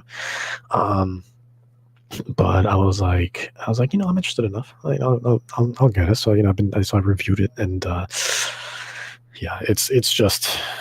it's unfortunate, but it sounds a little rough around the edges, honestly. To me, rough sounds like an understatement. I mean, where's the patch? Where's the day one 4 gig patch? Oh, speaking of day one patches, speaking of broken out there, but before we move on to my final game, let me mention this. This is how broken this game was also. So when you go when you go around in the battles, right, you collect these little they call them Baku cores, right? They're like these little hexagonal sort of like discs, and then you throw them at the Bakugan, and then it gives them their energy. Every time I picked one up after like a couple hours into the game, every time I picked one up now, there's nothing I could do about it. So I've been waiting for the day one patch. I'm done with the game now, so it doesn't matter. But every time I picked one up, there was a big thing, a big image that came up that just said, you know what? I'll bring it up right now, because I need to see it, because I don't want to mess this up. And I swear, like, it was literally a string of code. I took a photo of it. It was literally a string of code. Here we go. That said, missing localization for ID brackets Bakugan attack semicolon Baku core underscore consume underscore energy underscore 25. I had the code instead of yeah. And every time, not the actual content. Yeah. Oh my god. And I couldn't do anything about it.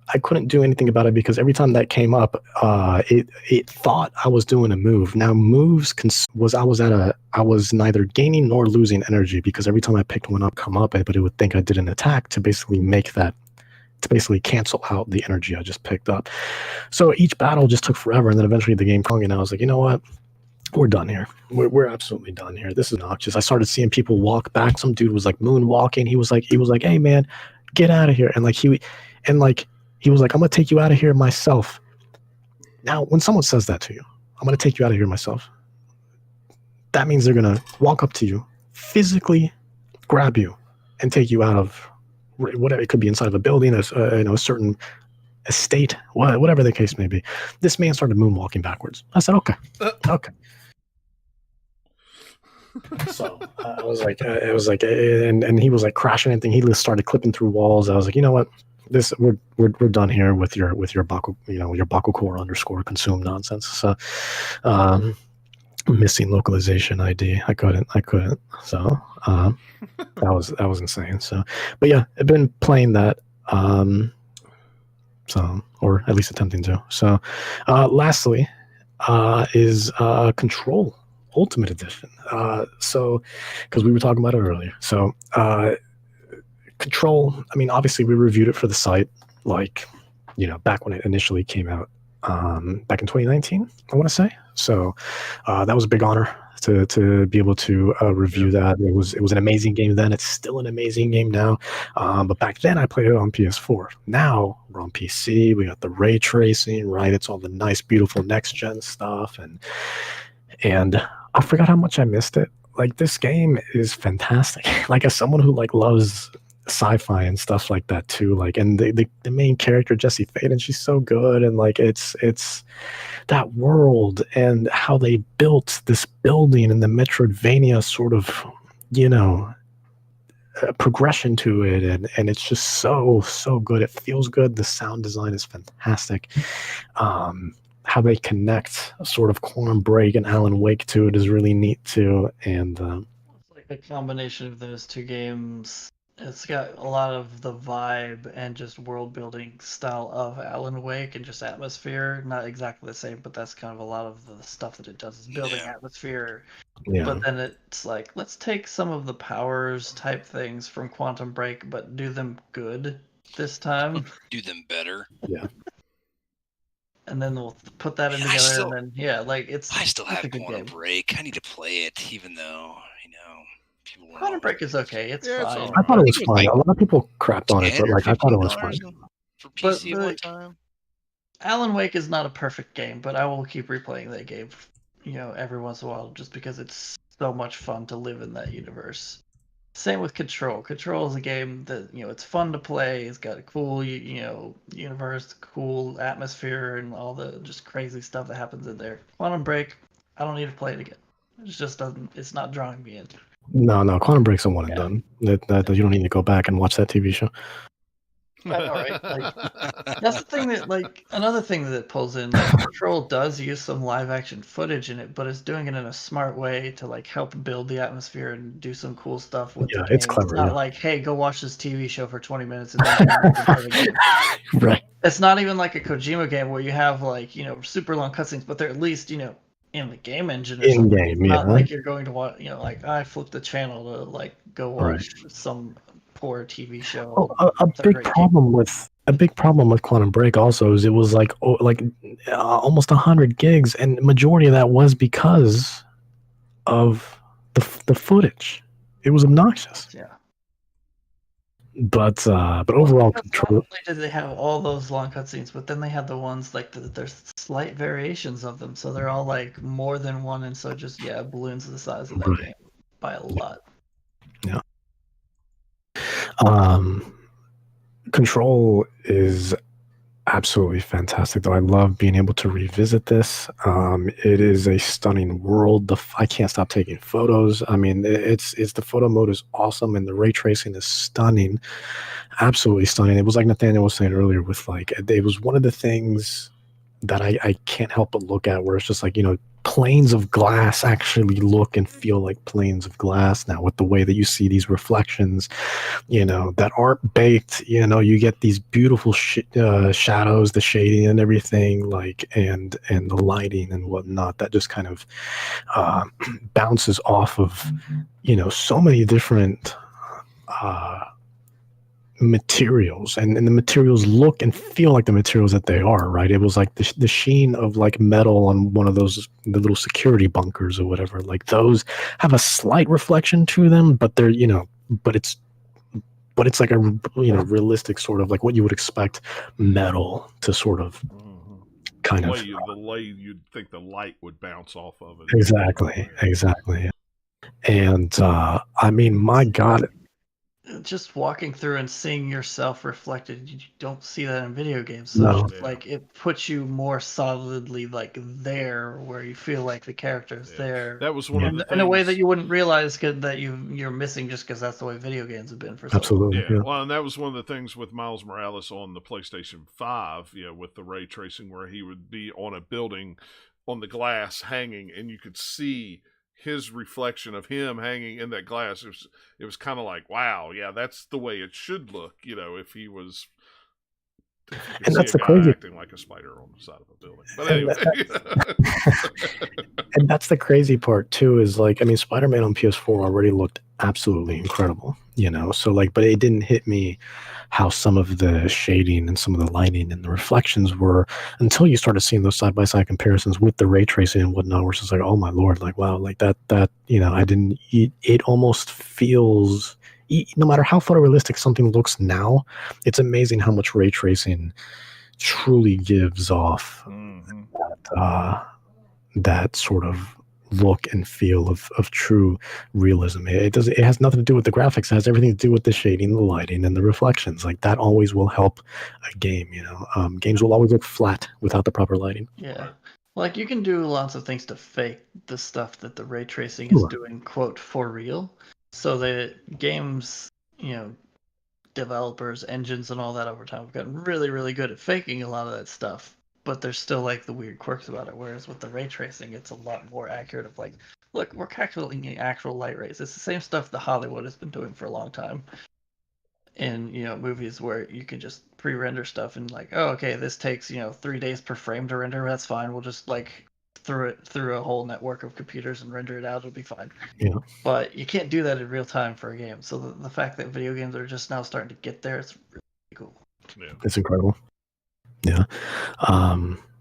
But yeah, for anyone who's not familiar with Control, just go read the review, on the Gamers Lounge, where it's not much has changed, and if anything, it's gotten better. I think I give it a 4.5 out of 5, something like that. I give it a very good score. Yeah.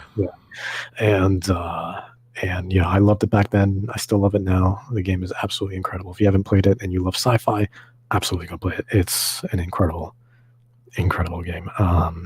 And this next gen update that it has now is stunning, and it really is one of the best uses, if not the best use right now of ray tracing. So since it launched, it's had ray tracing this whole time.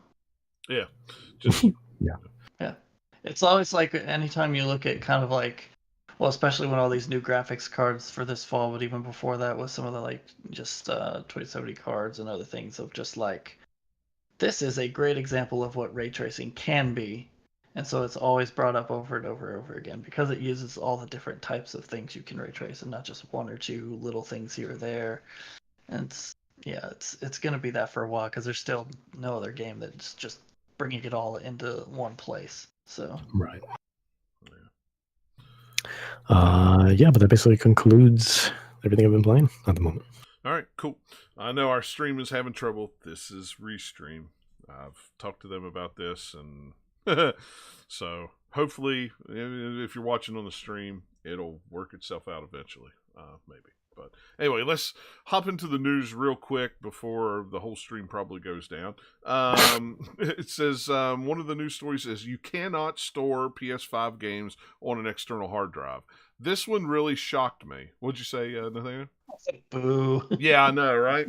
At least with the Series X, you could back up, your PlayStation or your PlayStation, your Xbox Series X titles on the hard drive, and then move Series them X over. Is doing a whole lot more than I thought. Yeah, they really are. Wow, Microsoft is really trying to be all inclusive. Well, that's what they say.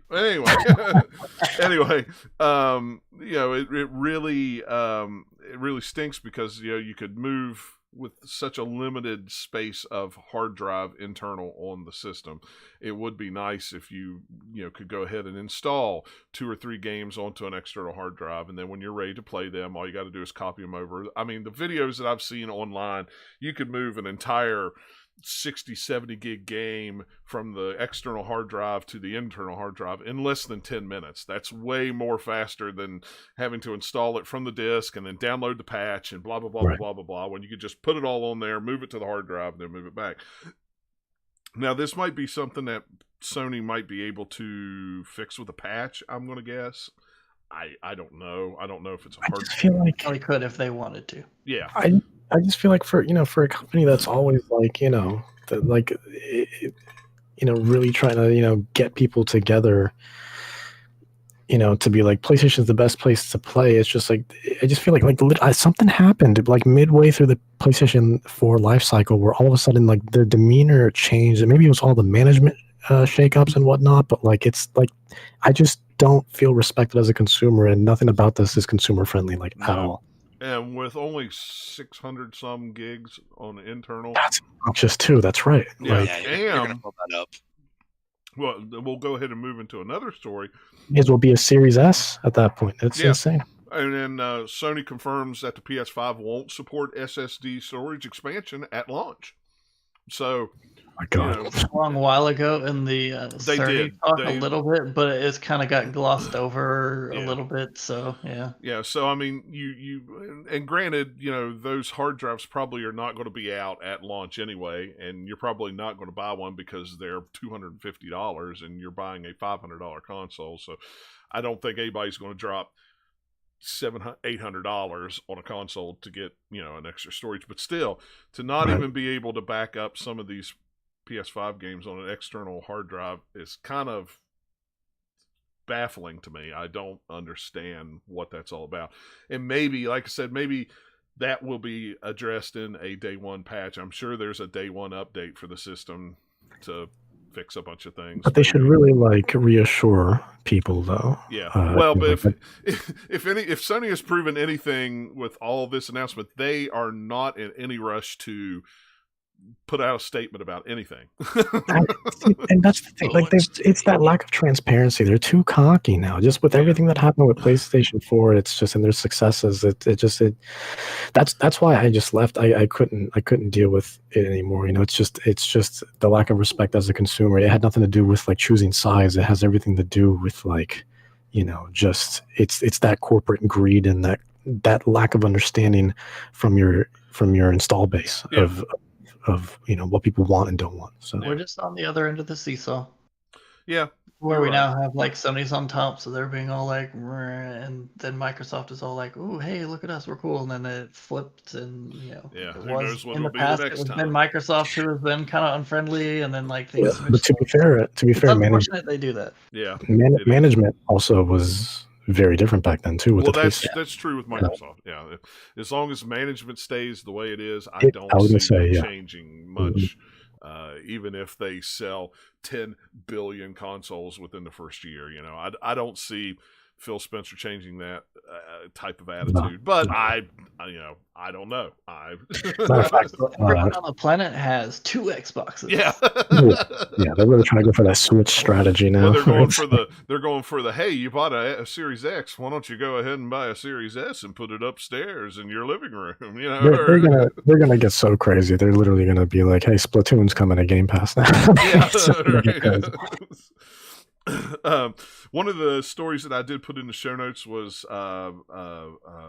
GameSpot did a comparison with backwards compatibility load times on games, which these are all unoptimized for Series X, PS4. They're just the raw. I saw one for Avengers. Yeah, games, and they haven't had any of the next gen stuff because it's not out there yet. But it was interesting to see some of the games load faster on Xbox than they did. Every single one that GameSpot had on there was faster. Yeah, especially with PlayStation constantly touting their look how fast everything's going to be. Some of them were only maybe a second here or a couple seconds there, but look at all of them. They're all very fast. The load to menu sometimes is within a couple seconds, but then the next one's always there's a gap too, and sometimes there's a gap on both. So it's all told, by the time you start the game from dashboard all the way to where you're actually in and playing it, it's going to be faster on the X, at least the ones that they tested. Yeah.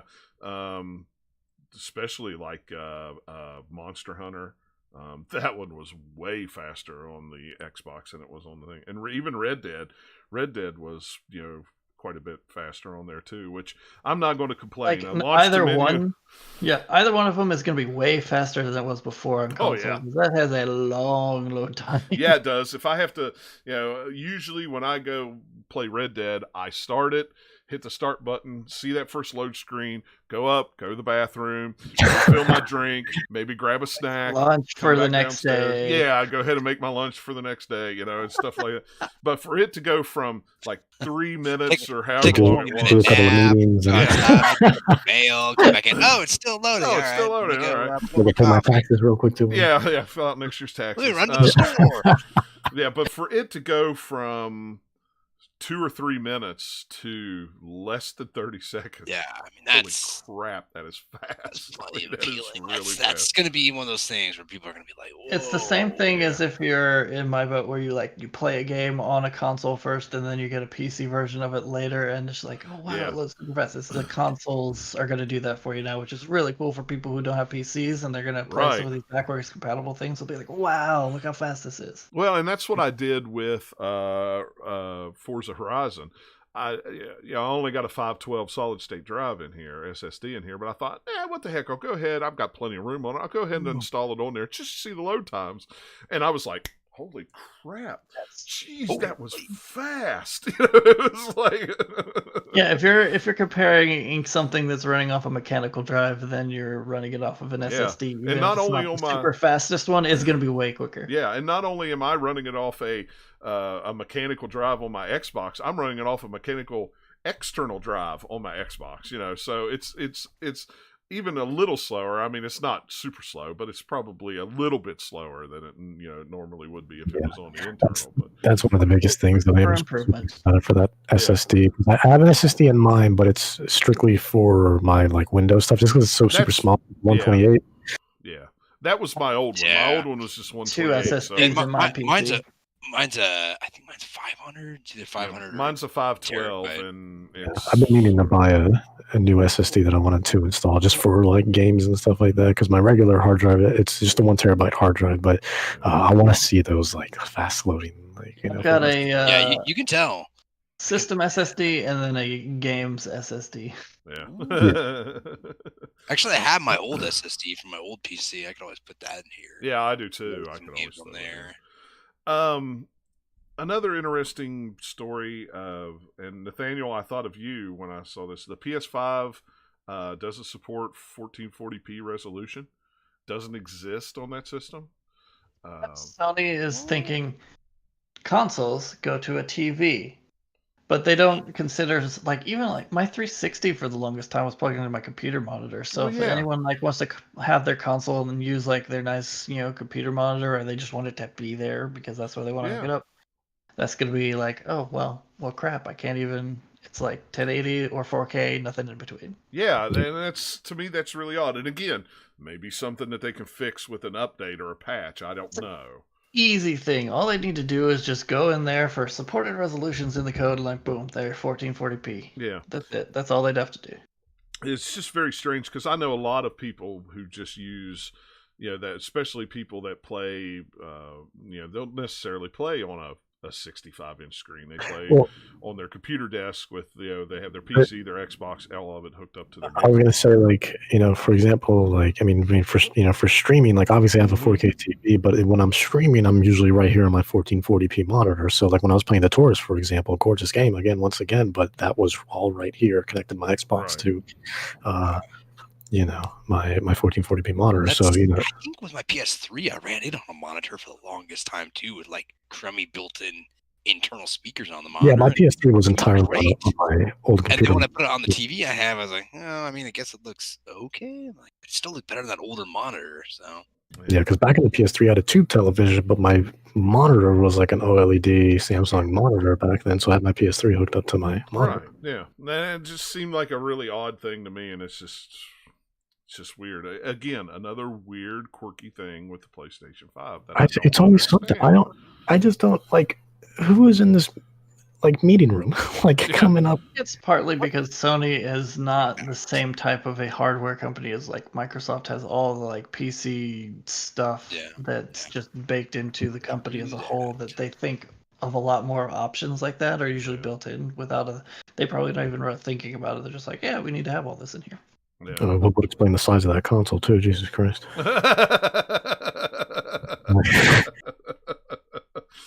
It was a buddy of mine who did not watch the teardown of the PlayStation 5, and I said, "Oh, you didn't see the big radiator grill that's in the PlayStation 5 to keep it cool? Let me show you a picture of it." It was Only using lots of area and space as far as dissipating their heat, because it really is. The interior of that thing is at least 75% heat sink. Yeah, I mean it really is, and airflow, heat sink, and airflow. It's all it is. Yep, and a big fan to just blow the air through all them metal fins. It's crazy. EA Play will add Star Wars Fallen Order, Jedi Fallen Order, November 10th when they merge with if you're an Xbox Ultimate Game Pass. I saw this news was when the Xbox account quote tweeted it and was like, yes, it means what you think it means or something like that. Yeah.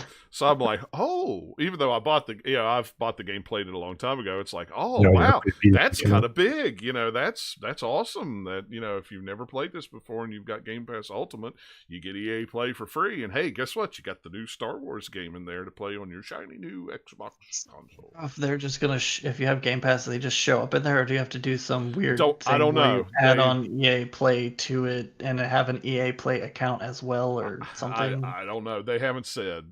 We'll all find out Monday, I guess, or Tuesday, whatever day the 10th. Well, I could see them doing it either way. It could be like, okay, they just show up in Game Pass, or it'd be like you have to go sign up for EA Play and then you hook your Game Pass to it and then you get it for free or something. Who knows? Could be. Who knows? Hopefully it's not convoluted. Yeah, hopefully not. And last but not least, today it was N7 Day, so there was a lot of Mass Effect news, and there is a new Mass Effect project in development at BioWare with a, quote, veteran team. I'm not sure what that means. It means that they have at least one developer on that team that has worked on exactly. Mass Effect game. And in 2021, Mass Effect Legendary Edition will be coming out. That is all 3 Mass Effect games. Notice they left another one off of there. That was kind of interesting. Yeah, but I mean, that makes sense. I know.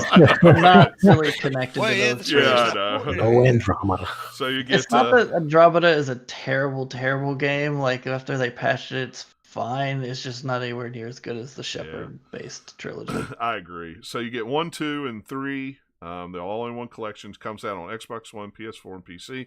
It will also have forward compatibility and targeted enhancements for the Series X and the PlayStation 5. So, most interested to see what they do to Mass Effect 1 in this remaster for the PC version. Because if I remember right, Mass Effect 1, you could only do mouse and keyboard controls for it. I don't know. I don't know, but you can play with a controller on Xbox, but I don't. It's been so long since I played it, I don't remember how those controls. They may have patched that stuff, or maybe there's some mods for it at this point that changed some of the things. But I was trying to remember. I think with the original PC port for the first Mass Effect, that it was weird controls and stuff. I own them all on Origin. I'll have to go back and. That one's the most dated gameplay wise for some of the mechanics. That they could do some quality of life things to improve it, but keep all the really cool meaty RPG stuff that they kind of phased out. Not just like a gentle little facelift. Let's just bump the graphics a little and tweak a few things. They could. I think they could definitely tweak a little bit of the core play and make it. Yeah, it's unclear how much effort they're actually going to put into this, but if it's just a resolution bump, $70. If it's just a resolution bump, that's a little less exciting. If they're also upping the graphics a little bit, then that'll be cool. But we'll see. I know it has all the single player based content, all the DLC from Mass Effect 1, 2, and 3, all the promo weapons, all the armor, all the packs, and all they say is it'll be remastered and optimized for 4K. That's all they've said. I mean, they're at least going to up some texture resolutions in there, but if they don't update the actual character models and other models and stuff for the first game especially, it's not going to look very good. Yeah, I know, right? It's unfortunate they're not bringing it to Switch, though, because especially with rumors that, this collection's been rumored for a while, but then there was also the Switch version that was rumored for a while. But with how old these games were in general, also, why, what exactly are you doing in this remaster? Why is they're probably going to, they don't want it to look terrible on the Switch compared to all the other editions that come out at the same time, maybe. Could be. Who knows? Or maybe it's just one platform too many, or who knows why. Yeah. $60, I believe, is what I saw the price of it was going to be. I think it was $59.99 and $20 per each game. I wonder if they'll sell them separately digitally. I don't know. They already buy them separately digitally most places now, I think. So I don't know if they're doing enough to it that it would make sense to buy them separately or not. They haven't really said what they're doing. Right. Really, it's pretty vague. But I will buy them. It'll be a nice steelbook trilogy like they had before. Yeah. That'd be neat. Yeah, that'd be cool. But I will buy them and I will play them again. It's been long enough that I have not played Mass Effect that I can play them. See, I've only played. I want to play them. The second one I completed everything. The third one I think I played a few hours, and then I never played the first one because it wasn't on PS3 until the trilogy. I own it. I think I'm pretty sure I bought it digitally. I just never played the first one. I played the first one through twice, the second one through twice, and the third one through once. Yeah, I was pretty impressed when I played the second one, though. I was like, "Whoa, this is." I know why people really like this series. I bought all the collector's editions on 360, and I played them. I know I played one at least 2 or 3 times. And I'm the weirdo who Mass Effect 2 is my least favorite of the 3. Nothing wrong with that. I can see that. Because I like the first one, like mechanically 2 is way better, as far as just how smooth it controls versus the first one. Yeah, it's more like I like the first one's mechanic of there's no ammo. It's just like cooldowns, which is cool. I like the story and how weird sci-fi it is. It's way more sci-fi in the first game than the other ones. And I, unlike most of the streaming internet, love the ending to Mass Effect 3 before they even added or changed anything to it. I thought it was a great wrap-up. Yeah, that game is really, really good. It's like the whole entire game, guys, is the wrap-up, and it ties in. It's not just the last, 10 minutes. That's what the internet yelled about, was the last 10 minutes of the game. It was like, what about all the hours you played before and all the characters that come back and all the crazy stuff that affected, oh, hey, if this person's dead here, then they won't show up here. Or if you did this quest like this, then you'll get this thing. It's all throughout that game. But no, the last 10 minutes, it wasn't what I wanted for some reason, so now the whole game is trash. Yeah, I know, right? It's not how it works. Yeah, but that's fanboy outrage for you. The reason I love the end of Mass Effect 3 is partly because it brings back some of that weird sci-fi-ness from the first game. Yeah, exactly. They just didn't do it. They didn't go for the, whiz, the same kind of action-y whiz-bang ending. They tried to put a little weird twist to it, which was nice. Yeah. Yeah, I definitely liked it. Like I said, it's far enough out that I definitely will buy it. Yeah, I hope they do enough to this that I definitely want to buy it again and play through them all. If it's just kind of like, oh, we just repackaged it again and barely did anything to it, I'll be like, well, come on, it deserves better than that. It's Mass Effect. Come on, EA. Yeah, come on. I tweeted maybe less than a week ago where it probably won't happen. I'm not asking for a sequel, but I'm just I want, since EA's been doing a lot of this lately, a lot of this remasters and kind of going back to their old catalog and stuff like that, and touching up some things. I want them to, again, they don't have to re-release the game, but just update Mirror's Edge to give it some ray tracing. That's because a game like Mirror's Edge is just, with the lighting, how beautiful it is, that aesthetic, I think ray tracing would really work wonders in a game like that. I would love to see that. So again, I'm not asking for a sequel as much as I would love one, but they won't do it because Mirror's Edge is just still too niche after all these years. Yeah. They did a sequel, but they did it poorly enough that it didn't. There was no way it was going to catch on in order to make it where they could do another one. Because, I don't know, that was a misguided attempt at doing a sequel. Yeah. It had some okay things about it, but just enough of other stuff that just kind of bogged it down. Yeah, that's true. All right. Well, I'm going to call that a show, unless anybody else has anything. I'm going to go to change.org and make a petition so we can get a drama. Then you're going to send it to me on Twitter. And so find this, and I'll be like, okay, let's see what your convincing argument is. All right. Yeah. We'll just ask for something bigger and get a remaster of the Dead Space trilogy. That'll happen.